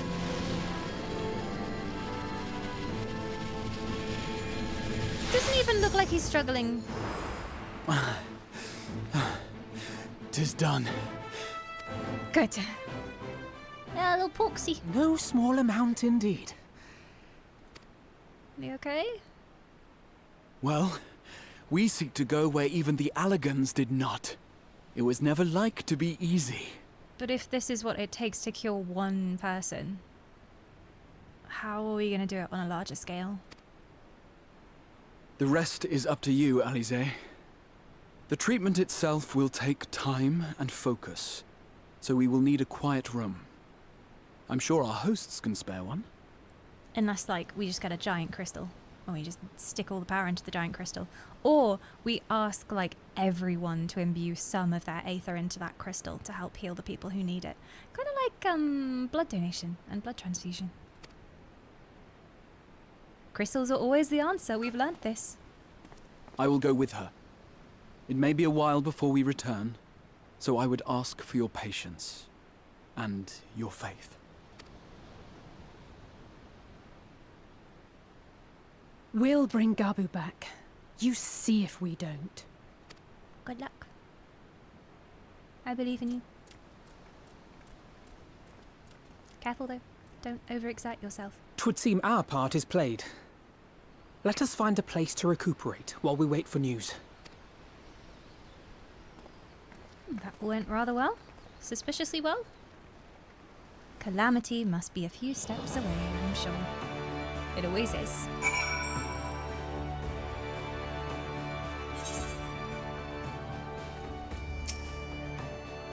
LSA will succeed, I'm certain of it. But we need to have faith. I've got so much faith.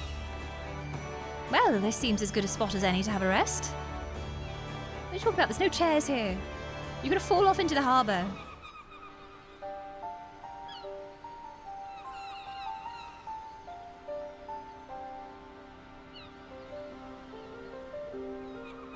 We could have at least gone to the bar. For years, Eorzea has laboured to find a solution to the primal problem, without success.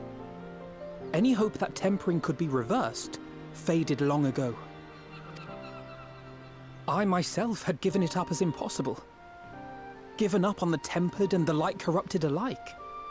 They were problems to be tolerated, or else eliminated, I believed. And to think otherwise was pure naivety. Childishness, even. But Alisaie refused to give up. She struggled and she struggled. And her efforts were rewarded with a way to bring back Halric.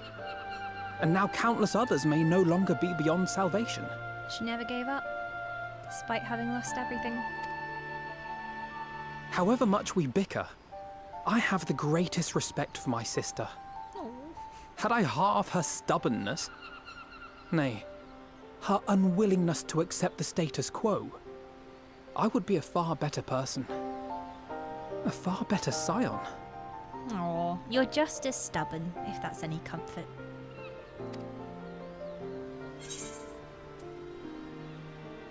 Don't tell me, tell her. Yeah, would he ever say that to her face? Come on, you really should.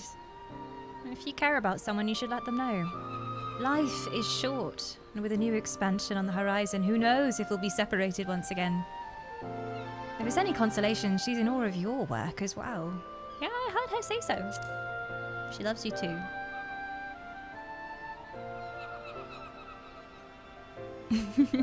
She She's told a big you of my fan. graduation thesis. Yeah. How very embarrassing. Yeah, apparently people were lining up to debate with you and stuff. You're a real celebrity, Alfie. Nonetheless, it is comforting and not a little surprising to hear that I'm still capable of impressing my sister. On the rare occasions I'm not annoying her, that is. She's all the time. Oh no. Alisaie? Oh, I told you to be careful and not give too much. Alisaie, are you all right? Oh my god, if she opens her eyes and she has red eyes. The treatment. Did it work? Oh my god, okay. Good, good. I was so worried. I was so worried she like absorbed all of it. Oh, I'm so glad to see you all. Delighted, happy, glad. Oh my god, the voice is so cute. Ah, it's even cuter than I expected. That's adorable.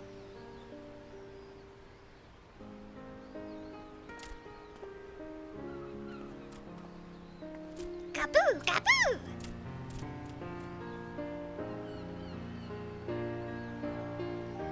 There's Nanamo's VA. Oh, I can see how. She got that beautiful top range. My mind was filled with thoughts of Great Father Titan. Oh.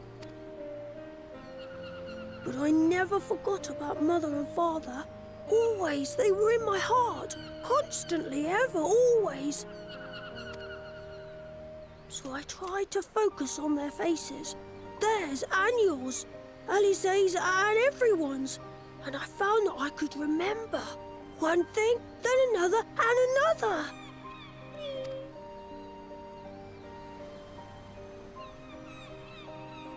Your hopes reached Gaboo. They helped him to hold on.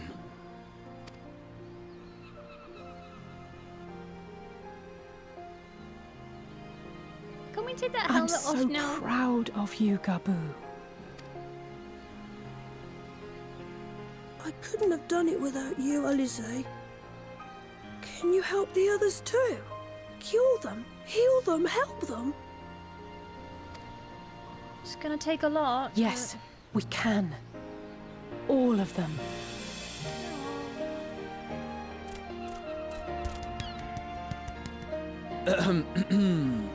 Without wishing to dampen the mood, I feel compelled to add certain caveats regarding the viability of the treatment for general use. Yes, I was gonna say.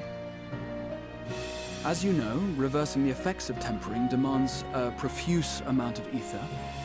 And while Alize was able to heal Gabu alone, I fear the same will not be true for those who exhibit more advanced symptoms. Teamwork is required. Moreover, the treatment's effects are limited to the soul.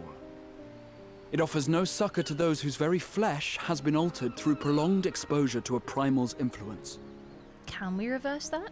Is that even possible? Like, will they always remain like that? All of which is to say that we cannot save everyone. Maybe we can't, or maybe we can. No one gave us a hope of saving Gabu, and yet here we are. We must find a way to treat as many as possible. But if their form has changed, then it might be dangerous for someone attempting to channel. Because it might be too much. You might end up giving your life to bring them back. Health and safety. Then the next logical step would be to produce a veritable army of Porkses, would it not? Granted, it seemed a simple enough process in the first, but I suspect it will be different here in the source. Not that I am any authority, of course. Endwalker is just a Porksea breeding simulator. We just have to find viable Porksies, and we have to matchmake them and spray perfume on them to encourage them to reproduce, and then we make as many Porksies as possible. Yep, confirmed. Porksea management simulator. It's like Farmville. Yes, there is the gameplay style will completely change. Familiars to whom we may grudgingly turn. She's stubborn, haughty, eccentric, irascible, laconic, annoying. And her name is Master Matoya, the real one. Yay, I love Matoya. It's been too long since we saw them.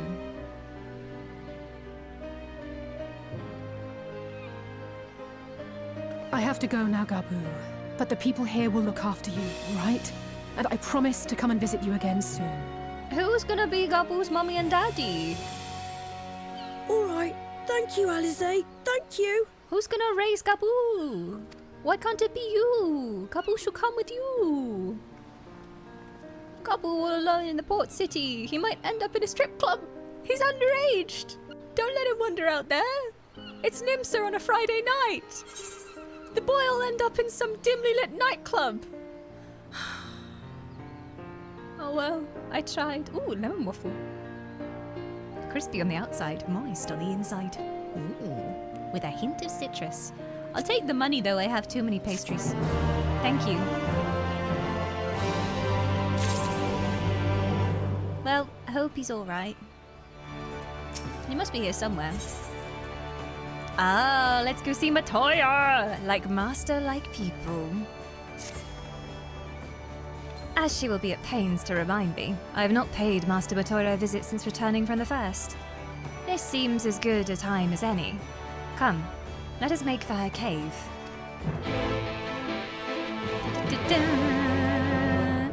Oh my gosh, they keep taking us back to like old zones, and it's making me nostalgic. Gervania! Gervanian Highlands! Oh god, is the closest crystal in the town? I can't see any crystals on the map. What is this vast crystal-less expanse? Yeah, Idleshire. Which is here, and then we gotta run all the way down. God, there's no crystals at all in the Gervanian Highlands. The place is barren of crystals. Dawn, how much time do you have left tonight?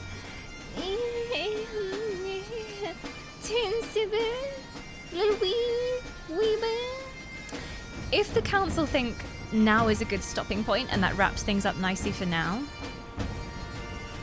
I will abide by their judgment. To be fair, it does seem like we've closed like the little Gabu plotline, and we're now starting with Master Matoya. So this could be. We've just finished a quest, so it's a good spot. Okay. There's a dungeon very soon. Wow. I would say leave that for next stream then, for sure. Some interesting things going on with, the reawakening of memories. And I wonder if the same technology could be used to reawaken things within myself. But something tells me that if that does happen, it's going to be accidental. And we're not going to see it coming. And it might be something we don't want to happen. But that's just a theory. A dawn theory. Join us next time to see if I'm right. Interesting. Well, this definitely wasn't where I expected the patches to go. I thought we'd be like straight onto a spaceship, getting off out into mindless space, but no. We've got people to cure. We couldn't forget them. Oh, Con, thank you so much for the biddies. Glorious biddies, celebratory biddies. Why will we go to space? Well, that's my leading theory on what Endwalker is space. Because of all the Empire stuff. That's where it comes from. Because they're in space, aren't they? They have spaceships. They're basically Star Wars. The whole theming of the Empire is Star Wars. The entirety of their contribution to A Realm Reborn was the plot of Star Wars, right? Also, on the main screen of the game, it shows planets. And I'm like, what them planets for? The Empire has airships. Well, same thing. Reskin Star Wars. If you ever make a podcast about theories, please call it Tinfoil Theories. I feel like we have to do a Tinfoil Theories at the end of every major patch. It has to be done now. It's tradition now. I hypothesize that Dawn will make it out of the other end mostly intact. Mostly. Well, I usually die on the floor a few times, especially if it's a dungeon. It's called Endwalker, not End Space Traveler. Yeah, but what's at the end of the universe? Space! Also a contributor to my space theory. That is it. Literally, if we're going to the end of the universe. Space, the final frontier. That's what it is. You died less than I did on the last trial. Now that's a marked improvement. Some might say. But Humes. If the Lalafell Council calls it here, I say that is a good call indeed. Thank you so much for joining me for my tinfoil hat theories. Do make sure to make one of your own. If you didn't come equipped to today's stream, foolish, but there's still time. Just get some tinfoil, scrunch it up, put it on your head, and it will protect you from the Ascian brainwaves. It's worked so far. I haven't been possessed by an Ascian. Or have I? How would you know?